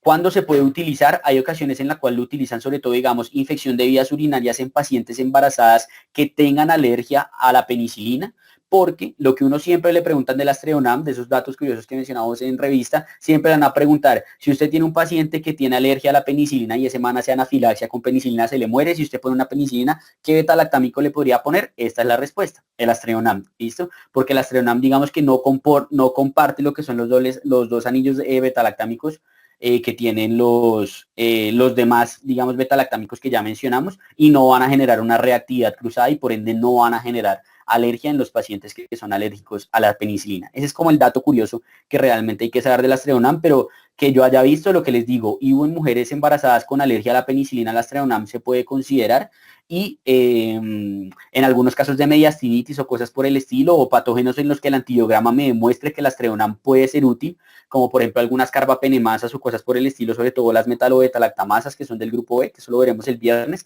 el Astreonam podría llegar a tener algún papel ahí, pero nada más, digamos, como adicional a mencionar de los monobactámicos. Por último, para hablar de los betalactámicos son los eventos adversos relacionados con estos. Los más característicos son las reacciones cutáneas y por eso es que cada vez hacen más énfasis en que un paciente debe tener una prueba de alergia a la penicilina antes del uso como tal de los betalactámicos. Es importante mencionar de esta alergia a la penicilina que usualmente alergia a la penicilina no es igual a que yo no puedo usar ningún betalactámico. Cuando uno tiene un paciente que tiene un diagnóstico o ya tiene el antecedente de alergia a la penicilina, uno tiene que definir si esa alergia a la penicilina es o no es mediada por IgE. Si es mediada por IgE, quiere decir que es una reacción anafiláctica. Si no es mediada por IgE, quiere decir que definitivamente no es una reacción mediada o no va a generar como tal una respuesta anafiláctica y por ende los otros betalactámicos tienen un muy bajo riesgo de generar reactividad cruzada. Entonces, un paciente que tenga alergia a la penicilina no mediada por IgE no es mala conducta ponerle una cefalosporina, mientras que si es una alergia mediada por IgE, definitivamente no puedo utilizar ningún betalactámico a excepción de ese Astreonam que mencionamos. Y ya. Afección neurológica, especialmente convulsiones, sobre todo los carbapenémicos y el cefepime, especialmente pacientes que tengan alteración en la función renal. Los carbapenémicos lo que hacen es, digamos, disminuir el umbral convulsivo y aumentan, digamos, la facilidad con la cual un paciente puede hacer convulsiones, especialmente si ya tiene el antecedente de una epilepsia o cosas por el estilo. Afección biliar en algunos casos, especialmente la cefalosporina de tercera generación. Recuerden que por lo menos lo que es la ceftriaxona no se puede utilizar en neonatos, no se puede utilizar en la población pediátrica precisamente por esto, porque tiene un gran riesgo de generar una estasis severa y hacen, digamos, cálculos y cosas relacionadas, digamos, como colestasis, perdón, intrahepática secundaria al uso de las cefalosporinas. Y tenemos otras afecciones ya no tan comunes como son las hematológicas, las gastrointestinales, las renales, entre otras. Y eso sería todo en cuanto a los betalactámicos. ¿Hay alguien que tenga una duda con algo de lo que hemos hablado hasta el momento o algo que quiera preguntar? Listo. Digamos que en general el punto de los antibióticos y la forma en la cual uno llega digamos, a conocer los antibióticos. Uy, si hay alguien con el micrófono prendido, les recomiendo por favor. Listo. la forma en la cual, digamos, uno logra llega a repasar como o aprenderse lo de los antibióticos es repetir, repetir, repetir, repetir y repetir. Entonces, usualmente cuando yo hago esta tutoría de forma presencial, lo que yo hago es que a los que están ahí los pongo a repetir absolutamente todo lo que hemos hablado. Como eso no se puede hacer en este momento, pues digamos que hagamos una breve recapitulación de todo lo que mencionamos de los betalactámicos, de las cosas que son importantes y que uno le deben ir quedando, digamos, de tanto estarle dando a este tema. En primer lugar, la penicilina, pues la penicilina natural, recordar que tiene un cubrimiento por cocos gram positivos, pero no Staphylo aureus y que cubre sífilis. Y por eso su principal uso va a ser infecciones por estreptococo y sífilis. En cuanto a las aminopenicilinas, recordar que tampoco cubren aureus, pero sí me van a ser útiles para las demás infecciones por cocos gram positivos y van a aumentar su espectro a esas enterobacterias y esos patógenos respiratorios, por lo que me van a ser útil principalmente para lo que son las IBU y las infecciones del tracto respiratorio. Las antiestafilocóxicas solo las voy a utilizar para el estafilococo aureus meticilino sensible y en las antiseudomonales tenemos el piptazo, el cual ya vamos a repasar ahorita. Dentro de las cefalosporinas teníamos la de primera generación, que era la cefazolina y cefalexina vía oral, en la cual cubre cocos gram positivos, no cubre los enterococos porque tienen esa resistencia natural, pero sí me sirven para estafilo, por lo que me va a servir para piel y tejidos blandos y me va a servir para infección de vías urinarias porque cubre las enterobacterias. Por su parte, las cefalosporinas de segunda generación, que eran el cefuroxime, ya no me servían tanto para esas infecciones de piel y tejidos blandos, pero sí aumentaba su cubrimiento a otros patógenos respiratorios, por lo que la podía utilizar para infecciones de tracto respiratorio y me seguían siendo útiles para la IBU porque siguen cubriendo las enterobacterias. En la tercera generación mencionamos a la ceftriaxona, dijimos que ceftriaxona pues ya aureus definitivamente no, pero sí otros patógenos importantes, especialmente lo que son anaerobios para nivel abdominal y la Neisseria, para la meningitis por Neisseria meningitis y para las enfermedades de transmisión sexual por la Neisseria gonorrea. La de cuarta generación dijimos que era el cefepime y el cefepime volvía a tener ese cubrimiento para estafilococo aureus y además me adicionaba el cubrimiento contra la pseudomonas aeruginosa, por lo que iba a ser muy útil para enfermedades con patógenos resistentes o enfermedades adquiridas en el hospital. Y por último, la cefalosporina de quinta generación era la ceftarolina y el ceftobiprol, que la voy a reservar para esos MRSA que son resistentes a la vancomicina o enterococos resistentes a la vancomicina o estreptococos resistentes a la vancomicina. Un coco gram positivo que sea muy resistente, ahí es que voy a considerar el uso de esta cefalosporina. Dentro de los carbapenémicos, recordar que me sirven es para las cosas multidrogos resistentes y pues no hay nada más que mencionar de ellos. Y los monobactámicos, recordar que me van a servir, no va a ser alergia cruzada a la penicilina, perdón. Dentro de los inhibidores de beta-lactamasa, amoxiclavulanato, como le adicionaba el cubrimiento a aureus, ya me servía para piel, para IU y para infecciones de tracto respiratorio, ampicsulbactam, tracto respiratorio, piel, IU y abdominal, porque ya empezábamos a cubrir bacteroides, y piptazo, básicamente esto mismo, adicionándole el cubrimiento a pseudomona, por lo que lo utilizaba principalmente para cosas adquiridas en el hospital con riesgo de pseudomona. Y astreonam, pues digamos no hay mucho que mencionar al respecto. Y ese sería como todo lo que hemos hablado de beta-lactámicos, es el grupo más grande de antibióticos del cual vamos a hablar. Vamos a pasar entonces ahora con los glucopéptidos. En los glucopéptidos tenemos la vancomicina y la teicoplanina. Digamos que lo que van a hacer estos es inhibir esas glucosiltransferasas que nosotros vimos, que lo que hacen es inhibir la unión de los extremos de alanina y evitan así, digamos, como la organización del peptidoglicano. Algo importante de la vancomicina es que la vancomicina es un antibiótico muy grande y por ende no va a poder pasar por las porinas de los gram negativos. Entonces la vancomicina no sirve para los gram negativos. Solo hay un único gram negativo que cubre la vancomicina que se llama Elizabeth Kingae, creo, algo así, Elizabeth algo.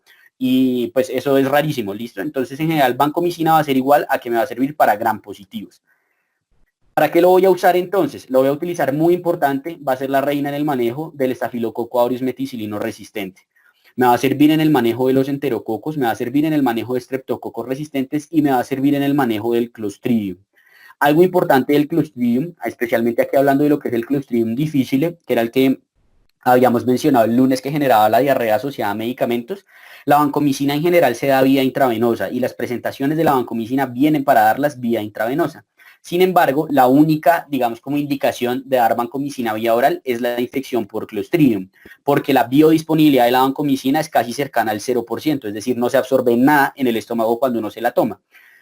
Pero eso va a ser útil en la infección por Clostridium difficile porque lo que yo hago es lograr que toda la concentración de la vancomicina quede de forma intraluminal y por ende sea útil para el manejo de la infección por esta bacteria. La dosificación de la vancomicina, digamos que es de la única de la cual vamos a hablar cosas de dosis, va a depender de la severidad de la infección. Entonces, usualmente podemos dividir las infecciones en severas y no severas. Las infecciones severas, yo voy a manejar la vancomicina dando una dosis de carga de 20 a 30 miligramos kilogramo y luego voy a generar una continuación de 15 a 20 miligramos kilogramo por dosis cada 8 a 12 horas. Y algo importante es que esa dosis puede ser máximo de 2 gramos. Si es no severa, no va a requerir esta dosis de carga o este bolo inicial y lo que yo voy a hacer va a dar únicamente la dosis de 15 a 20 miligramos kilodosis, pues yéndome más hacia el lado del 15, aunque esto más que todo en ocasiones uno puede leer que tiene que ver es con el peso del paciente. Esta dosis de carga y este bolo es algo que es muy debatido en la literatura, hay gente que está de acuerdo, hay gente que no está de acuerdo, etcétera, pero en general en la práctica clínica sí se hace uso del bolo de vancomicina en infecciones severas. Y lo otro que hay que tener en cuenta con la vancomicina, si ustedes llegan a tener un paciente con vancomicina o cosas por el estilo, es que uno con la vancomicina tiene que hacer monitorización de los niveles en sangre, es decir, toca ver si la vancomicina tiene una buena concentración o no en sangre.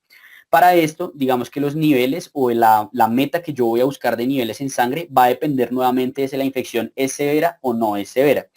Si la infección es severa, lo que yo busco es de 15 a 20 microgramos por mililitro. Si no es severa, yo busco una concentración de 10 a 15 microgramos por mililitro.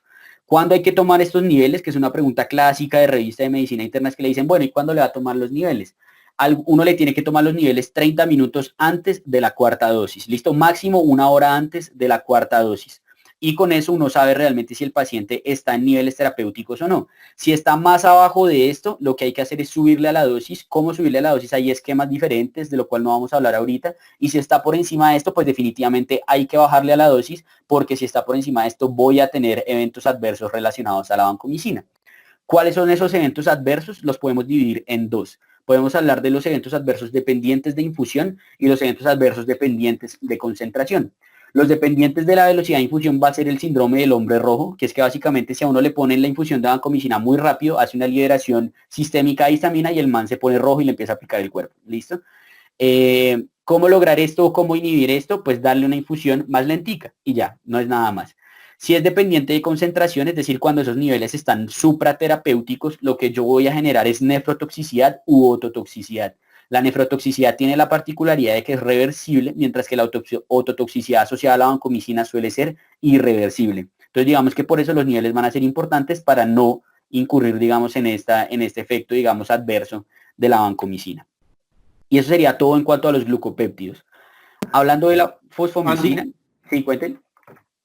Con la banco, para mencionar así como las cosas de las dosis y eso, esa dosis que usted menciona es la dosis del paciente que no tiene alteración en la función renal. El paciente que tiene alteración en la función renal se ajusta dependiendo de cuánto tenga de tasa. Eso ustedes lo pueden consultar en una tabla. Pero es muy importante porque es un medicamento que se elimina por vía renal y que su efecto adverso es disfunción renal. Entonces se vuelve un ciclo vicioso porque el paciente se le altera la función renal y al mismo tiempo deja de excretar el medicamento, entonces eso le aumenta aún más la lesión renal. Entonces, nosotros medimos niveles de bancos porque el medicamento tiene un estrecho margen terapéutico, y acuérdense que el margen terapéutico es la distancia que hay entre la concentración mínima efectiva y la concentración mínima tóxica.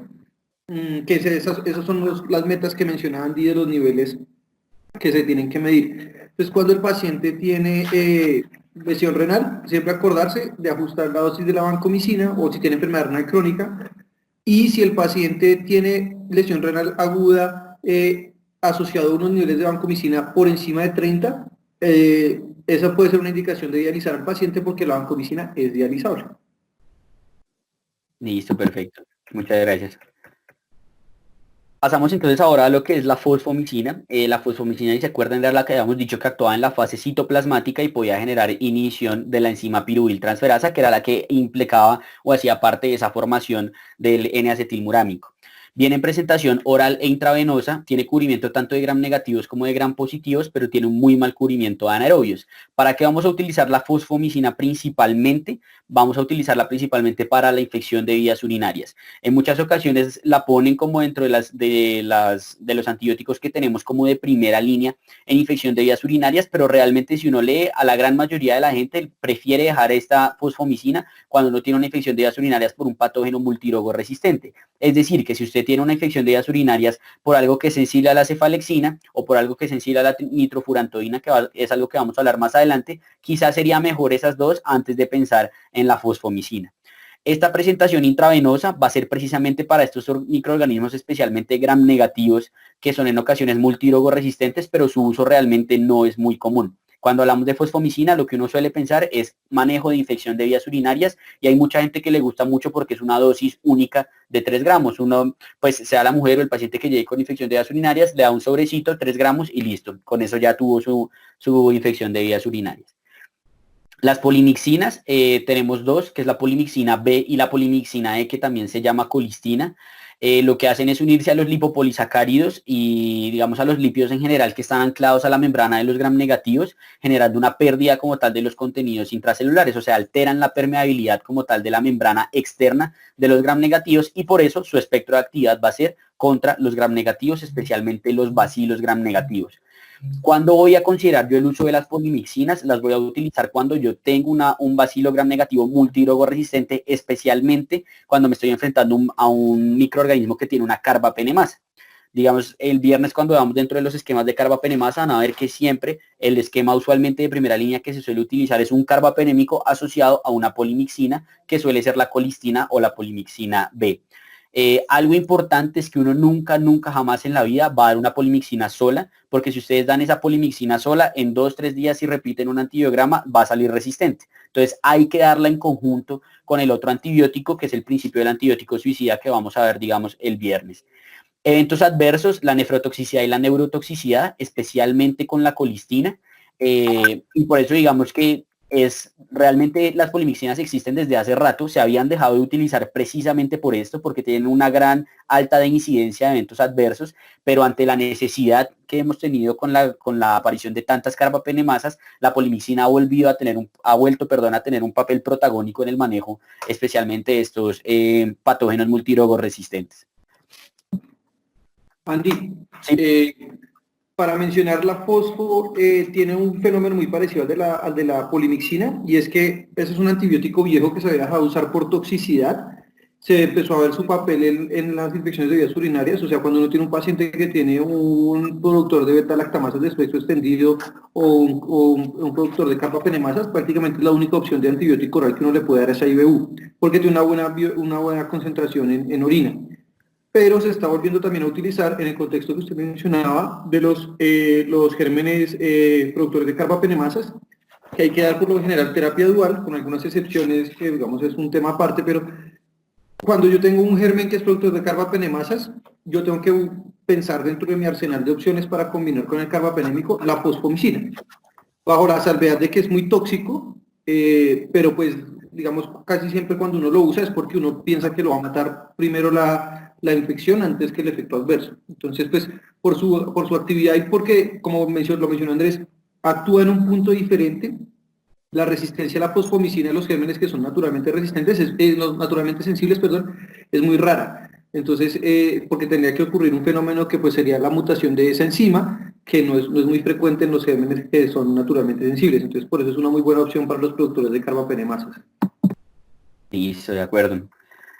Y por último nos queda la bacitracina. La bacitracina se utiliza únicamente tópicamente porque cubre gram positivos, algunos gram negativos, inhibe la síntesis de la pared bacteriana, por eso que habíamos mencionado el bactoprenol, que era el que se encargaba de traslocar los péptidos hacia la pared bacteriana como tal, y lo que va a hacer es alterar la permeabilidad en algunos casos. El uso va a ser principalmente en dermatología y oftalmología, es decir, nosotros no lo vamos a formular, no hay que saber mucho más al respecto. ¿Listo? Teniendo en cuenta entonces lo que hemos hablado de ya los otros inhibidores de la síntesis de pared, recordando así por encima las cosas que dijimos, la vancomicina va a ser principalmente para organismos gram positivos, especialmente lo que es el estafilococo aureus meticilino resistente, algunos estreptococos resistentes, enterococos también, pero su papel protagónico es en el estafilometicilino resistente, y vía oral en el manejo del Clostridium difficile. La polimixina, por su parte, va a ser las polimixinas, perdón, principalmente organismos gram negativos, multirogoresistentes como las carbapenemasas.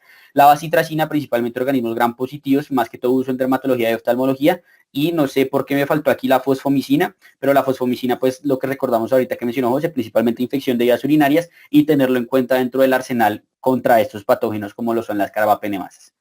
Y ya. Eso sería todo en cuanto a inhibidores de síntesis de pared, que es el grupo más grande. Vamos con estos que ya, digamos, es un poco más sencilla la cosa.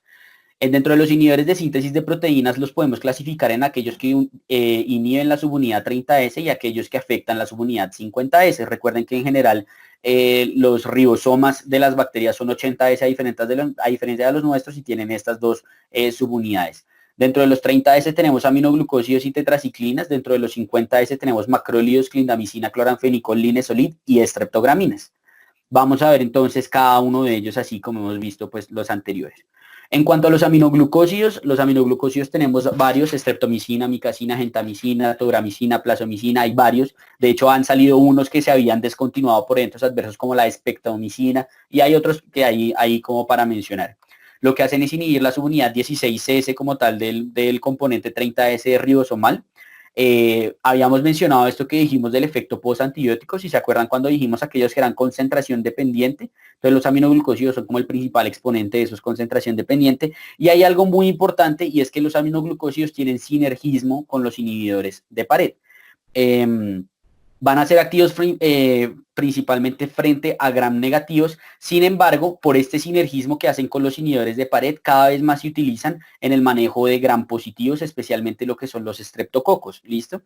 ¿Qué es lo que pasa? Digamos que si uno da el aminoglucósido solito y tiene una infección por un estreptococo, pues no va a servir de mucho. Si uno tiene el estreptococo y lo da con un inhibidor de síntesis de pared como un beta-lactámico, el beta-lactámico lo va a matar, pero lo que se ha visto es que si uno le pone el beta-lactámico y le pone el aminoglucósido, lo mata más rápido. Y de hecho, cuando ustedes vean, por ejemplo, la guía de endocarditis de la Sociedad Europea, van a ver que todos los manejos de los antibióticos, todos los manejos antibióticos de las endocarditis son de 4 a 6 semanas, pero hay uno que no, que es cuando uno tiene un estreptococo, especialmente del grupo Viridians, que tiene la sensibilidad de este sinergismo y uno le puede dar manejo únicamente por 2 semanas y el paciente se cura, y es precisamente por esto. Entonces, el punto es, los aminoglucósidos pueden servir para manejar gram positivos, pero solo si ustedes los asocian con un inhibidor de síntesis de pared, y eso está demostrado más que todo es con los estreptococos, ¿listo? No con todos los cocos gram positivos en general. De resto, uno pone un aminoglucósido es pensando en cubrir gram negativos.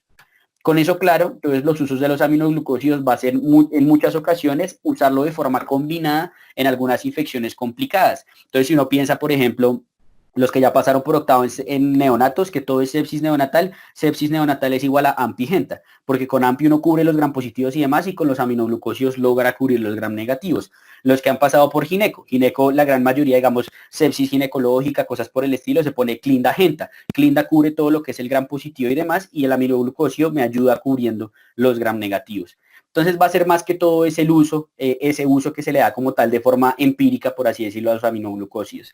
La endocarditis en esa particularidad que mencionamos cuando hay ese sinergismo, especialmente en los estreptococos, y en algunas ocasiones cuando digamos uno ya no tiene que más dar en una infección de vías urinarias, los aminoglucósidos pueden entrar a tener un papel porque como cubren gram negativos, pues las enterobacterias en muchas ocasiones pues van a ser sensibles a los aminoglucósidos. Hay otras indicaciones como la tularemia, si recuerdan la Francisella tularensis, que nosotros dijimos conejos es igual a tularemia, por ejemplo. La peste, es decir, la Yersinia pestis, también tiene sensibilidad hacia los aminoglucósidos.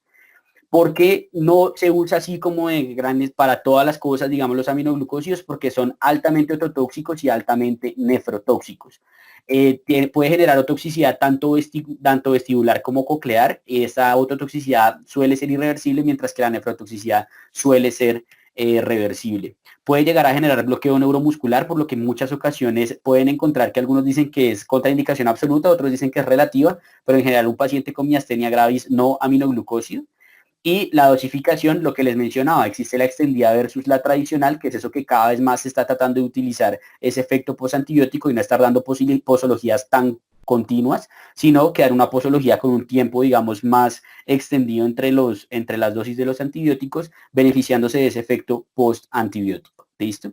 Y no hay nada más pues para decir respecto a los aminoglucósidos. En cuanto a las tetraciclinas es un antibiótico bacteriostático que se le une a la subunidad 30S del ribosoma, y las tetraciclinas las solemos clasificar en generaciones. Tenemos una primera generación que es la tetraciclina, una segunda generación que es doxiciclina, minociclina, demeclociclina, y en la tercera generación es una que se llama las glicilciclinas, en la cual está la tigeciclina. Las tetraciclinas tienen un muy gran espectro, digamos, como de acción, cubren gram positivos, cubren gram negativos aerobios, cubren gram negativos anaerobios, cubren cocobacilos gram negativos, que son Brucella, Bordetella, Rickettsia, Francisella. Si se acuerdan, todos estos tienen que ver con lo que nosotros habíamos dicho que eran esos gram negativos que estaban transmitidos por animales. Entonces, en la gran mayoría de las veces, esas bacterias raras que transmiten los animales se cubren con las tetraciclinas, ¿listo? Y van a ver que en muchas ocasiones hacen parte del manejo de las tetraciclinas. Sirve también para borrelia, para leptospira, para treponema, para algunos microorganismos atípicos y la tigeciclina tiene utilidad en el uso contra las micobacterias, por lo que puede hacer parte del arsenal de lo que son las micobacterias, como por ejemplo la tuberculosis resistente a los fármacos pues de primera línea antituberculosos. Y una muy importante, que es uno de sus usos quizá más comunes en la práctica común, cubren Cutibacterium, que si recuerdan Cutibacterium el apellido era Agnes y generaba acné. Entonces, las tetraciclinas, la doxiciclina es de uso frecuente en el manejo del acné cuando ya tiene, digamos, un componente bastante importante de pápulas, pústulas y demás. Esta es la gran cantidad de uso que podríamos tener para las tetraciclinas. Lo que me importa que se acuerden es sobre todo eso de la doxiciclina que cada vez que se utiliza mucho para esos patógenos que son transmitidos por animales y el uso en el acné. Digamos que las otras indicaciones ya son unas enfermedades que en ocasiones son más raras y que pues no es tan común que vaya a tener una oportunidad de manejarlo. Se puede utilizar en neumonía. Digamos que la doxiciclina se puede utilizar y en ocasiones la refieren como una de las opciones terapéuticas que uno puede tener en el paciente que es alérgico a los betalactámicos y digamos le quiere dar manejo ambulatorio. La doxiciclina podría llegar a ser útil para manejo para esa neumonía. Tiene efecto en cuanto a piel y tejidos blandos e intraabdominales multirogoresistentes y aquí en este multirogoresistentes estamos hablando de la tigeciclina. Esta tercera línea que hablamos, digamos que la tigeciclina se ha venido utilizando cada vez más es porque tiene ese espectro que cubre, digamos, el MERSA, puede llegar a cubrir algunos gram negativos productores de unas beta-lactamasas que sean bastante malucas. ¿Cuál es el problema? Que en general, digamos, en la gran mayoría de estudios que se ha hecho comparando tigeciclina versus los otros medicamentos que me pueden llegar a servir para el uso de esos patógenos multirogoresistentes, la tigeciclina le va peor, o sea, aumenta la mortalidad de los pacientes el usar tigeciclina versus el usar los otros antibióticos, por lo que la tigeciclina se deja como esas últimas opciones cuando uno de verdad ya no tiene casi nada que ofrecerle al paciente. Se puede utilizar en enfermedades de transmisión sexual, por lo que digamos el manejo de segunda línea en los pacientes con sífilis, por lo que si tienen alergia, digamos, a los betalactámicos, la doxiciclina puede ser una opción para el manejo del treponema pallidum. Y lo que les mencionaba, la doxiciclina especialmente tenerla en cuenta en enfermedades transmitidas por animales como es la zoonosis.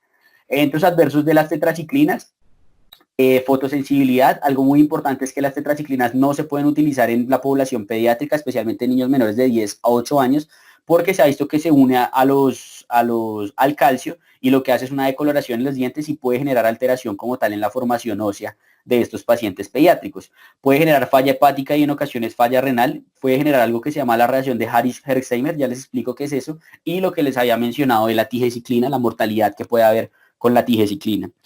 La reacción de Harris-Herxheimer es algo que se ha descrito principalmente con la enfermedad de Lyme, la Borrelia burgdorferi, y lo que se ha visto es que cuando uno aplica el antibiótico, especialmente lo que son las tetraciclinas como la doxiciclina, eso genera como digamos una muerte tan grande, por así decirlo, de los patógenos bacterianos, que hay una gran liberación de estos componentes intracelulares que tenían las bacterias.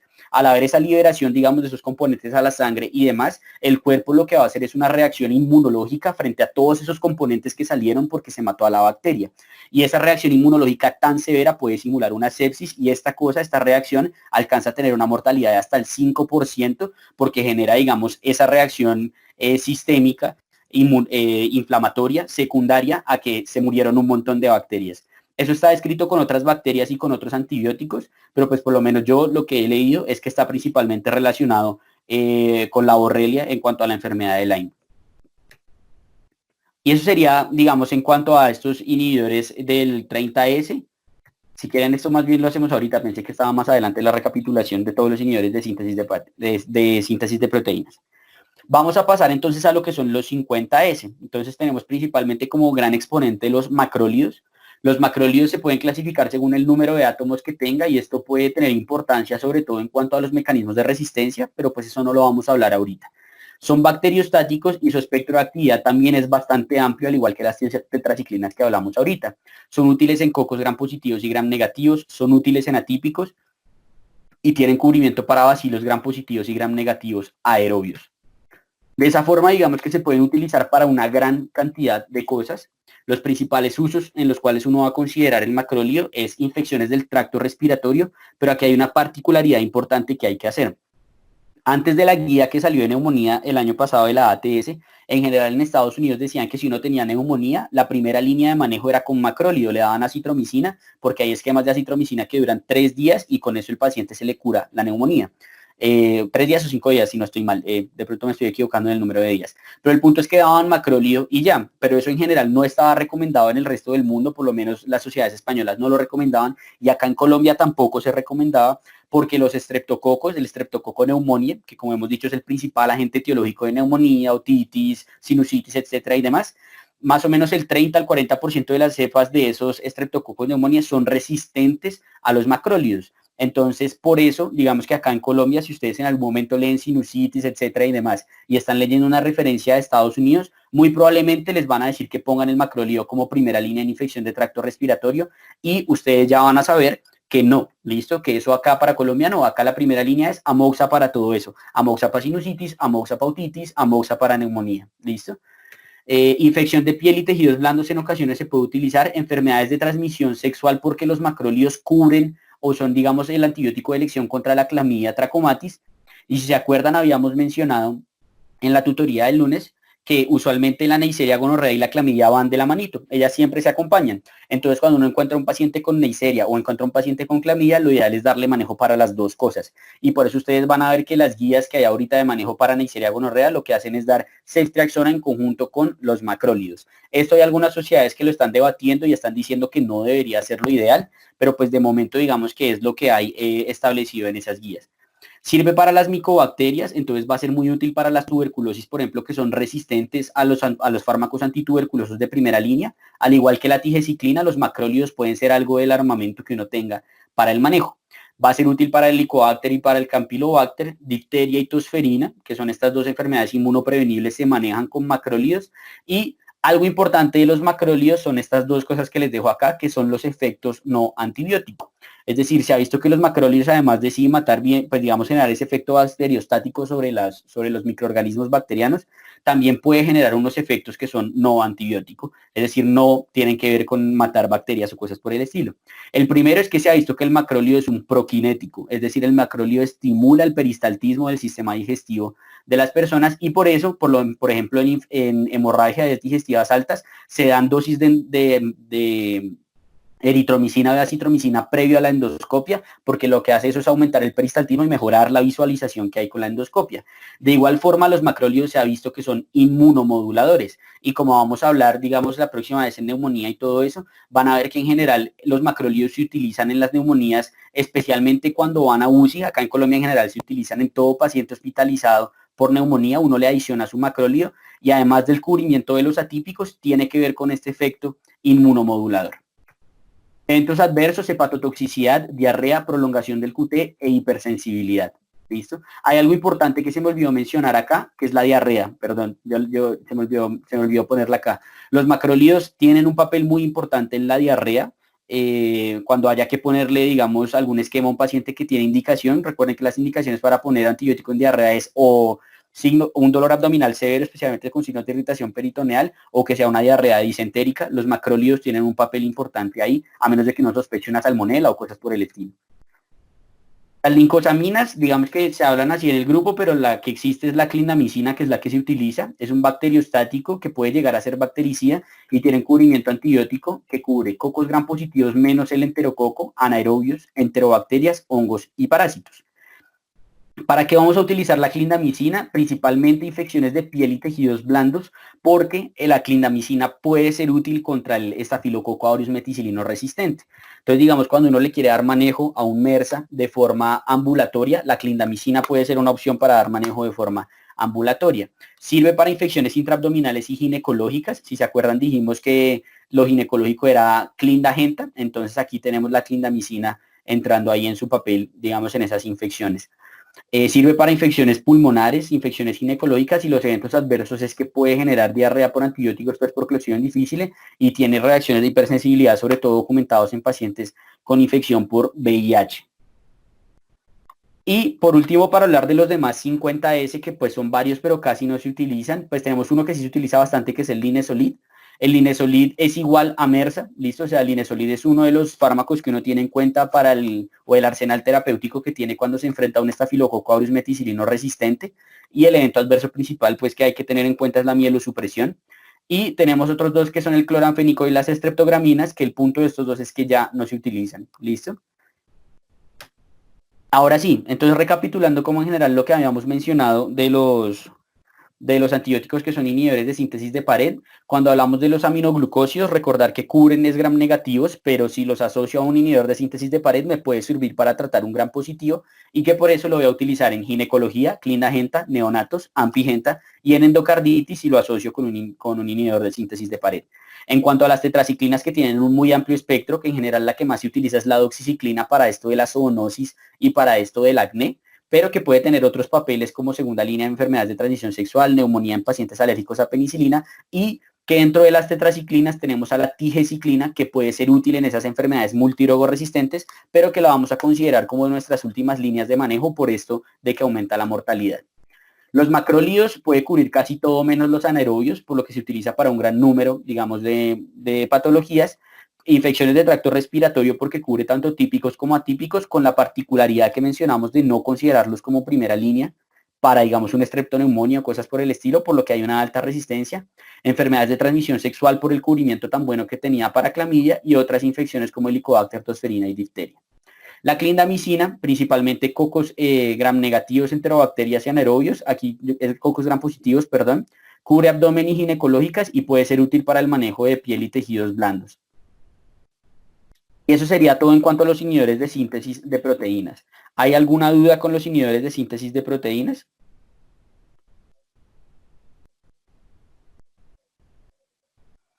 Listo. Vamos a continuar entonces con inhibidores de síntesis de ADN y por último los otros o misceláneos y acabamos. Digamos que ya vamos más allá, ya vamos terminando pues la tutoría.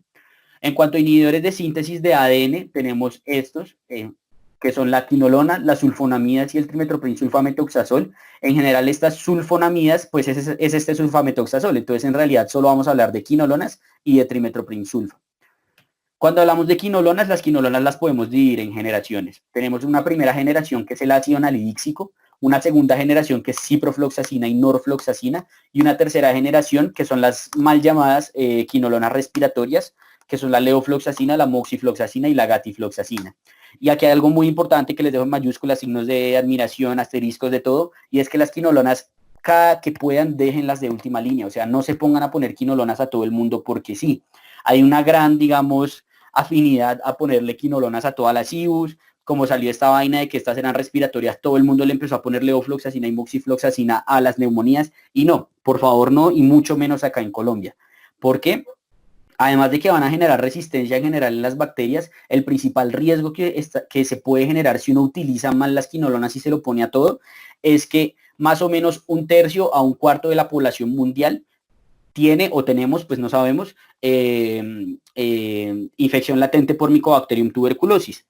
Y resulta que dentro de el principal como antibiótico que nosotros podemos utilizar cuando tenemos tuberculosis que son resistentes a los fármacos antituberculosos de primera línea son las quinolonas.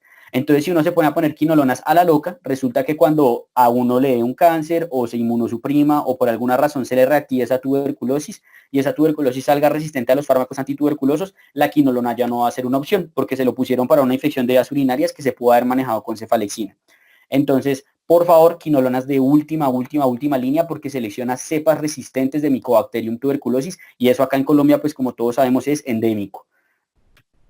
Si hablamos del cubrimiento, el cubrimiento va a depender precisamente de esa generación. Si hablamos de primera generación, cubre principalmente enterobacterias, hemófilos y cocos gram negativos, pero lo que me importa es esto, enterobacterias, ¿listo? En segunda generación, digamos que lo que va a hacer es que extiende cubrimiento a cocos gram positivos, incluyendo el estafilococo aureus e incluyendo el estafilococo aureus meticilino resistente, ¿listo? Bacilos gram negativos no entéricos como la pseudomona, es decir, ciprofloxacina es antiseudomónico. Y la tercera generación, además de todo esto, lo que va a hacer es adicionar cubrimiento para anaerobios, muy importante para micobacterias y atípicos. Y esta es la razón por la que dijeron Las quinolonas respiratorias son las de tercera generación. Porque, ¿qué tiene el man? No me importa. Puede ser un estrepto, puede ser un hemófilus, puede ser una legionela, puede ser lo que usted quiera, y esta tercera generación se lo cubre. Pero ya sabemos que no se lo vamos a poner a todo el mundo así como así. Entonces los usos, la primera generación, como lo importante era que les dije, ese cubrimiento de enterobacterias se utiliza para IU y diarrea, especialmente en niños. El ácido analíxico se utiliza mucho para diarrea en niños. La segunda generación, además de IU y diarrea, se utiliza para piel y tejidos blandos y para enfermedades de transmisión sexual, especialmente las prostatitis, esas prostatitis de muy difícil manejo, por Neisseria gonorrea y demás. Las quinolonas son de gran utilidad en estos casos, y estos son de las pocas infecciones en las que las quinolonas son fármacos de primera línea. Y en cuanto a tercera generación, principalmente lo que son neumonía adquirida en la comunidad por patógenos multirogoresistentes, donde yo ya no sé qué más hacer, piel y tejidos blandos, enfermedad de transmisión sexual, y lo que es Yersinia pestis y anthrax también se pueden cubrir con estas pseudomonas, con estas quinolonas, perdón. Y ese sería como el uso como tal de las quinolonas. Eventos adversos, principalmente alteraciones gastrointestinales, como es la generación de Clostridium difficile o el sobrecrecimiento del Clostridium difficile, muy relacionado con alteraciones en el sistema nervioso central, sobre todo en pacientes ancianos. Mucho delirio, mucha convulsión en paciente anciano con el uso de quinolonas. Genera prolongación del QT, no sé si lo mencioné, pero los macrólidos también prolongan el QT y toca tener cuidado con eso, porque ustedes, si bien recuerdan, la prolongación del QT se relaciona con el desarrollo de taquicardia ventricular polimórfica tipo torcida de puntas, y pues es algo que no queremos por manejar una infección, estarle generando una taquicardia ventricular. Algo muy característico y que les gusta preguntar mucho de las quinolonas es la ruptura del tendón, especialmente tiene una gran afinidad, pues yo busqué y no se sabe muy bien por qué, por el tendón de Aquiles. Se cree que puede generar artropatía, por los que las quinolonas no se recomiendan en niños, porque se cree que genera, digamos, afección en el crecimiento de las articulaciones. No se sabe muy bien si hace teratogenicidad o no, pues como ustedes saben, las quinolonas hacen parte de la inhibición de la síntesis del ADN, y por esto digamos que se cree que tendrían teratogenicidad. No hay estudios que comprueben esto, pero pues nadie se va a poner a hacer un estudio para ver si es o no teratogénico. Claramente sería eso antiético. Pero entonces lo ideal es pues no úselo en mujeres embarazadas, pero los reportes de caso que hay de uso de quinolonas en mujeres embarazadas, pues hasta ahora no ha salido ningún niño con algo raro. Creo que se me olvidó, creo que no lo tengo, el mecanismo de acción de las quinolonas. El mecanismo de acción de las quinolonas, recuerden que depende de si estamos frente a un microorganismo gram positivo o frente a un microorganismo gram negativo. En los microorganismos gram positivos lo que hace es cubrir la topoisomerasa, mientras que en los microorganismos gram negativos lo que hace es inhibir la DNA girasa, que ambas enzimas, digamos que lo que están encargadas es que, si se acuerdan, cuando uno generaba la hélice de replicación del ADN, había un supraenrollamiento digamos, en ambos lados de la hélice de replicación o de la horquilla de replicación. Ese supraenrollamiento lo aliviaba precisamente esta DNA girasa y esta topoisomerasa. Entonces, al inhibir eso, lo que hacen las quinolonas es que esa horquilla de replicación genere tanto estrés que se rompen las cadenas del ADN y pues, digamos, la bacteria no se reproduce. Y eso sería todo en cuanto a las quinolonas. Tenemos el trimetoprim sulfametoxazol, que también lo pueden encontrar como Bactrim o cotrimoxazol. Le pueden dar esos dos nombres y es exactamente lo mismo. El mecanismo, digamos que ambas van a inhibir la síntesis del ADN por diferentes vías. El sulfametoxazol inhibe la dihidropictorato sintetasa peleando con el PABA, y el trimetoprim lo que hace es inhibir la dihidrofolato reductasa. El cubrimiento antibiótico tiene un gran espectro. O sea, el trimetoprim sirve para muchas cosas que, si se acuerdan, por ejemplo, eso que dijimos que el MERSA no cubre, que los carbapenémicos no cubren, muchas veces el trimetoprim es un arma que tenemos contra esas cosas que los carbapenémicos no cubren. Entonces, por ejemplo, el trimetoprim va a ser muy útil y va a ser la primera línea de manejo para estenotrophomonas maltophilia, va a ser muy útil para el MERSA, así como les dije que la clindamicina se puede utilizar para MERSA vía oral. También el MERSA vía oral se puede manejar con trimetoprim y tiene un gran papel en lo que son las infecciones del tracto urinario. En general, digamos que se utiliza dentro de los fármacos de primera línea para infección del tracto urinario, pero nuevamente, así como en los macrólidos, tenemos un pero acá en Colombia, y es que nuestra tasa de resistencia es mayor al 10 al 20% y se prefiere reservar el trimetoprim para estas cosas multiresistentes. Entonces acá en Colombia no avalan el trimetoprim como primera línea de manejo para la infección de vías urinarias. Su uso va a estar dado para IU, neumonía por MERSA, infecciones del tracto gastrointestinal. El trimetoprim sirve para la diarrea, neumocistis, neutropenia febril, nocardiosis, y los eventos adversos van a ser más que todo reacciones cutáneas en paciente con VIH. Pueden hacer reacciones cutáneas severas, necrólisis epidérmica tóxica, puede generar DRES, puede generar de todo. teratogenicidad y nefrotoxicidad. Este sí está claramente establecido que es teratogénico, ni no dar por nada del mundo un trimetoprim-sulfametoxazol a una mujer embarazada. Y entonces, digamos, recapitulemos esto que mencionamos de los inhibidores de síntesis del ADN. Hablamos de las quinolonas, dijimos que las quinolonas las podíamos dividir en primera, segunda y tercera generación, que la primera generación era el ácido analísico y me sirve más que todo para diarrea en niños, que la segunda generación era ciprofloxacina y la ciprofloxacina cubría ya pseudomonas, aureus y me servía para muchas cosas como IBU, diarrea, piel y tejidos blandos, infecciones intrahospitalarias, y que la tercera generación eran las mal llamadas respiratorias, levofloxacina, moxifloxacina, gatifloxacina, que las vamos a utilizar solo cuando realmente sean necesarias en el paciente con neumonía o que pueden ser útiles en otros escenarios como micobacterias resistentes y demás. Y que el trimetoprim-sulfametoxazol va a ser muy útil en estas bacterias multidrogoresistentes y que por lo menos en lugares fuera de Colombia va a ser muy útil para la infección de vías urinarias. Y por último nos quedan los otros. Los otros son muy poquitos, la verdad. Tenemos los lipopéptidos y los que utilizan especies reactivas, que son solo dos, metronidazol y nitrofurantoína. O sea, vamos a hablar de 3 antibióticos. Los lipopéptidos es la daptomicina. La daptomicina, así como les dije que el inesolid era igual a MRSA, daptomicina es tal cual la misma cosa. Daptomicina es igual a cubrimiento de MRSA, de Staphylococcus aureus meticilino resistente. Se une a la membrana generando poros, es decir, actúa como, no sé si se acuerdan cuando uno veía el complemento que hacía un complejo ataque a la membrana, que abría un hueco literal en la membrana y eso hacía que saliera todo por ahí. Hace lo mismo, pero con las bacterias.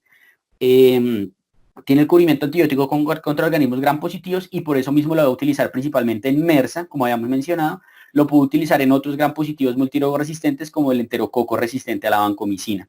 Algo importante del adapto es que el adapto no la doy en neumonía, porque la daptomicina se inactiva con el surfactante. Entonces, digamos que la daptomicina va ahí en la sangre tranquila, entra al alvéolo y el alvéolo lo inactiva y el MRSA sigue generando la neumonía. Entonces, la daptomicina no se da en neumonía. Lo más común de la daptomicina es la alteración muscular, digamos que se da, genera elevación de la CPK, genera necrosis muscular y en algunos casos incluso se ha relacionado con rhabdomiólisis. Y pues habría que tener como cuidado con esa parte con la daptomicina. Si el paciente empieza a tener síntomas musculares o cosas por el estilo, pues tomarle una CPK no estaría de más. Y por último, las especies reactivas. Dijimos que teníamos dos, nitrofurantoína y metronidazol. La nitrofurantoína lo que hace es actuar por especies reactivas de nitrógeno y la nitrofurantoína también se conoce como un antiséptico urinario. ¿Por qué? Porque básicamente, imagínenselo así, ustedes se toman una nitrofurantoína, pasa a su sangre y en 2 minutos está en la orina. ¿Qué quiere decir eso? Que la nitrofurantoína no va a servir para absolutamente nada que no esté en la orina. Entonces, solo va a servir para infección de vías urinarias baja o cistitis no complicada. No va a servir para pielonefritis, no va a servir para nada que tenga que llegar por la sangre. Solo sirve para cosas en la orina. Y por eso mismo se conoce como antiséptico urinario en ocasiones. Eventos adversos relacionados, alteraciones gastrointestinales, uno muy importante que es la neumonitis. Hay gente que hace fibrosis pulmonar por nitrofurantoína y por eso hay tanto como recelo en dar profilaxis para infección de vías urinarias con este antibiótico. E hipersensibilidad.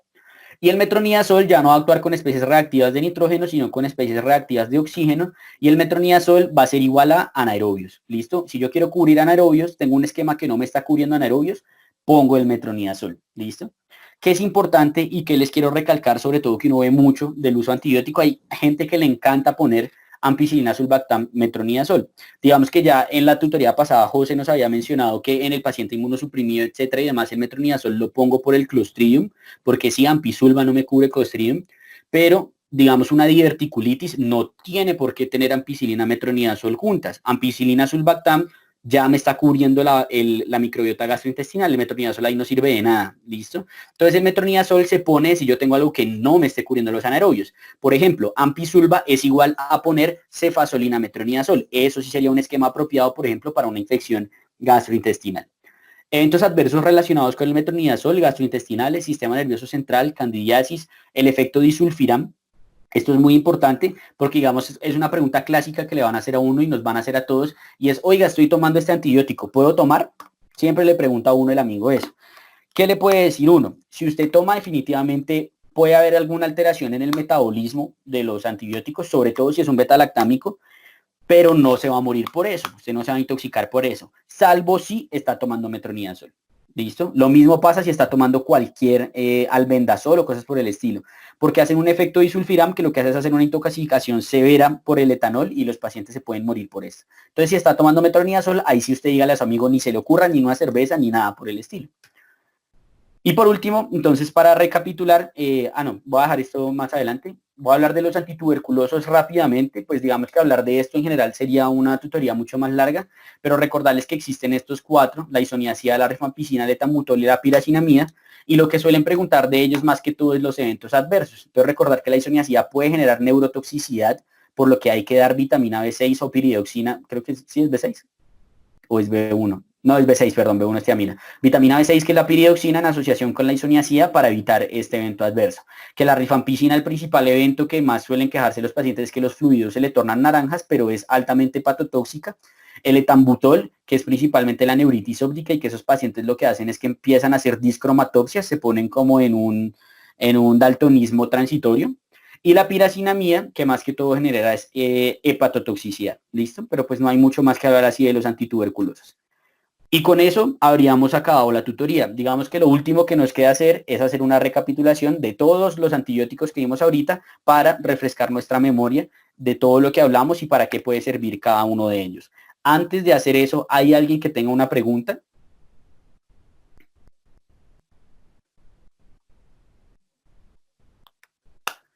Listo. Entonces pasemos a la fase final, recapitular absolutamente todo lo que vimos. Entonces empezamos por los inhibidores de síntesis de pared. Dijimos que los inhibidores de síntesis de pared, el primer grupo eran los betalactámicos y dentro de ellos teníamos a las penicilinas.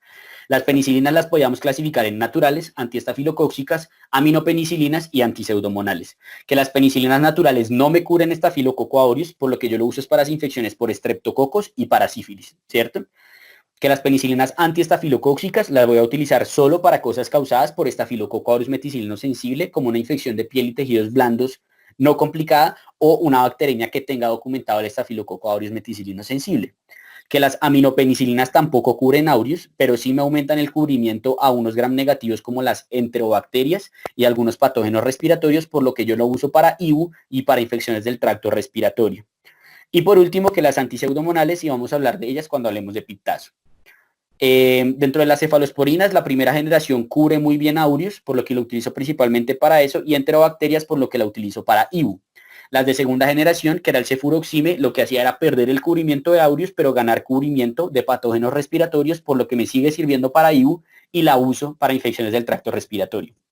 Las de tercera generación, que era la ceftriaxona, ya no me sirve para piel, definitivamente ya no cubre estafilococo aureus, me sirve principalmente para infecciones por Neisseria, como meningitis y gonorrea, y para otras infecciones abdominales. La cuarta generación, que era el cefepime, el principal bonus es que vuelve a ganar cubrimiento contra aureus y gana cubrimiento contra pseudomona, por lo que me va a servir para cosas multirogoresistentes casi que en cualquier lado, piel y tejidos blandos, neumonía y también infección de vías urinarias. Y las de quinta generación, que era la ceftaroline y el ceftobiprol, que era nuestra última arma cuando tenemos un MRSA que además es resistente a la vancomicina. Hablamos de los carbapenémicos, que los carbapenémicos básicamente sirven para todo, menos para unas ciertas cosas particulares y que lo que hay que hacer es usarlos con cuidado, ¿listo? Los monobactámicos, no vamos a hablar de ellos, pues no hay mucho que decir al respecto. Y de los inhibidores de beta-lactamasa, dijimos, amoxaclavulanato, lo que hace es adicionar cubrimiento para aureus y adicionar cubrimiento para Klebsiella, por lo que me sirve para IBU y piel y para infección de tracto respiratorio. Que el ampisulva me sirve para tracto respiratorio y muy importante, como ya cubre bien anaerobios, me sirve para abdomen no complicado. Y el abdomen complicado le voy a poner piptazo, al igual que todas las cosas que yo sospeche pseudomona, porque el piptazo es antiseudomónico. Después de estos, digamos, hablamos de los glucopéptidos, hablamos de la vancomicina. Recordar que la vancomicina, principalmente cocos gram positivos multirogoresistentes, sobre todo MRSA. Después de la vancomicina hablamos de los otros inhibidores de síntesis de pared, que es la fosfomicina, la bacitracina y las polimixinas. De la fosfomicina dijimos que se utiliza para IBU y se puede considerar para el uso contra carbapenemasas, y que la colistina también se utiliza contra carbapenemasas en asociación con los carbapenémicos. Y de la bacitracina dijimos que eso es de dermatólogos y de oftalmólogos. Y eso sería todo en cuanto a inhibidores de síntesis de pared. Después hablamos de inhibidores de síntesis de proteínas, que eran los 30S y los 50S, ¿cierto? Dentro de los 30S hablamos de dos, empezando por los aminoglucósidos. Dijimos que los aminoglucósidos, lo principal es que uno los usa cuando quiere cubrir gram negativos en asociación con otra cosa. Y por eso clindagenta en la embarazada, ampigenta en el neonato, pero que tiene la particularidad de que hace sinergismo con inhibidores de síntesis de pared y me puede servir para endocarditis por estreptococo, ¿cierto? Y eso sería como lo importante de los aminoglucósidos. Después de los aminoglucósidos hablamos de las tetraciclinas. En las tetraciclinas dijimos que tenían varias generaciones, que la que más me importa es doxiciclina, doxiciclina para zoonosis, doxiciclina para acné, y que tenemos la tigeciclina como última línea para las cosas multidrogoresistentes. Después de esto hablamos ya de los que son los 50S, empezando por los macrólidos. Dijimos que los macrólidos sirven para muchas cosas, entre ellas infecciones de tracto respiratorio, pero no de primera línea, pero sí, digamos, si es por un atípico, cosas por el estilo, pues definitivamente sí. Enfermedades de transmisión sexual, por lo que cubre también a la clamidia trachomatis, que me sirve para la diarrea, y digamos también otras particularidades como Helicobacter tosferina y difteria. Después de los macrólidos hablamos de la clindamicina. Dijimos que la clindamicina tiene un gran cubrimiento, pero lo utilizo principalmente es para piel y tejidos blandos, sobre todo cuando quiero cubrir MRSA vía oral, y también me puede llegar a servir para infecciones abdominales y genitales, como geniturinarias, perdón, como en las ginecológicas. Después de esto me dijimos que habían otros, del cual lo único que me importaba era el lipopéptido, que no lo puse acá, perdón, que era el lipopéptido, no, perdón, el linezolid, que es un inhibidor del 50S, que el linezolid es igual a cubrimiento de MRSA. Hablamos de las tetraciclinas, que las tetraciclinas se dividen en, no, aquí estoy mal, perdón, estas son las quinolonas, me equivoqué de nombre ahí, discúlpenme. Hablamos de los inhibidores de síntesis de ADN, empezando por las quinolonas, que se dividían en generaciones, que la primera generación enterobacterias igual a IBU y diarrea en población pediátrica, que la segunda generación cipro ya me cubría aureus y pseudomonas, por lo que me servía para una gran cantidad de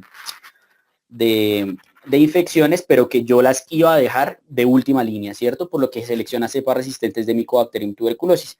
Y la tercera, que eran las mal llamadas pulmonares, que me sirve mucho para infecciones pulmonares por patógenos multidrogoresistentes y para otras infecciones así severas.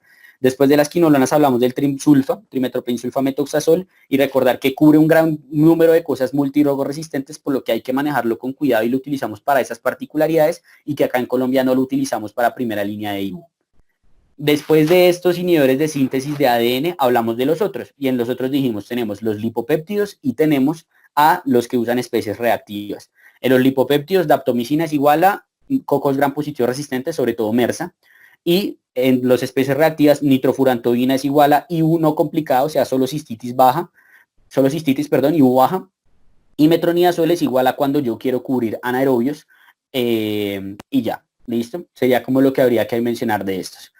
Esto sería todo en cuanto a la tutoría de antibióticos. Espero pues haya sido clara, les haya sido de utilidad. Digamos que el punto es ese, sepan cuándo utilizar cada antibiótico, no utilizar antibióticos a la loca, utilizarlos con juicio. Y la idea es que ya el viernes, con la tutoría de antibiograma y antibiótico-terapia, unamos lo que son las bacterias con estos antibióticos y digamos, listo, ¿con qué voy a manejar cada una de las cosas? Y ese sería como el objetivo de todo el bloque en total. ¿Alguien tiene alguna duda o algo por el estilo final que quiera hacer? Andy, yo tengo una duda, buenas noches. Cuénteme. Pues es sobre las cefalosporinas de primera generación, que también pues uno ve mucho que también se usa cefalotina en vez de cefasolina. Pues no sé si hay alguno superior a otro o se prefiere alguno sobre el otro. Esa es mi pregunta. No, digamos que en general tienen el mismo espectro de acción y tienen exactamente la misma utilidad. En general, la que está más disponible es cefasolina y por eso esa fue la que mencioné porque es lo que uno más suele ver. Pero como usted dice, cefasolina y cefalotina son iguales. Y es importante conocer la cefalotina, sobre todo porque en los antibiogramas es mucho más común que le reporten a usted la cefalotina que la cefasolina. Y pues que usted sepa que la cefalotina es una cefalosporina de primera generación, le sirve para saber a qué beta-lactamasa se está enfrentando usted, digamos, en una bacteria. Pero en términos de utilidad clínica es exactamente la misma. Y digamos que sería básicamente exactamente la misma. Quizá algo que habría que mencionar es eso que habló José, esos nuevos metaanálisis que han salido comparando oxa versus cefasolina, son con cefasolina y no con cefalotina. Sería como lo único a mencionar, pero en general tienen el mismo espectro, misma actividad y no hay como una razón para preferir una sobre otra. Listo, perfecto. Gracias. ¿Hay alguna otra pregunta?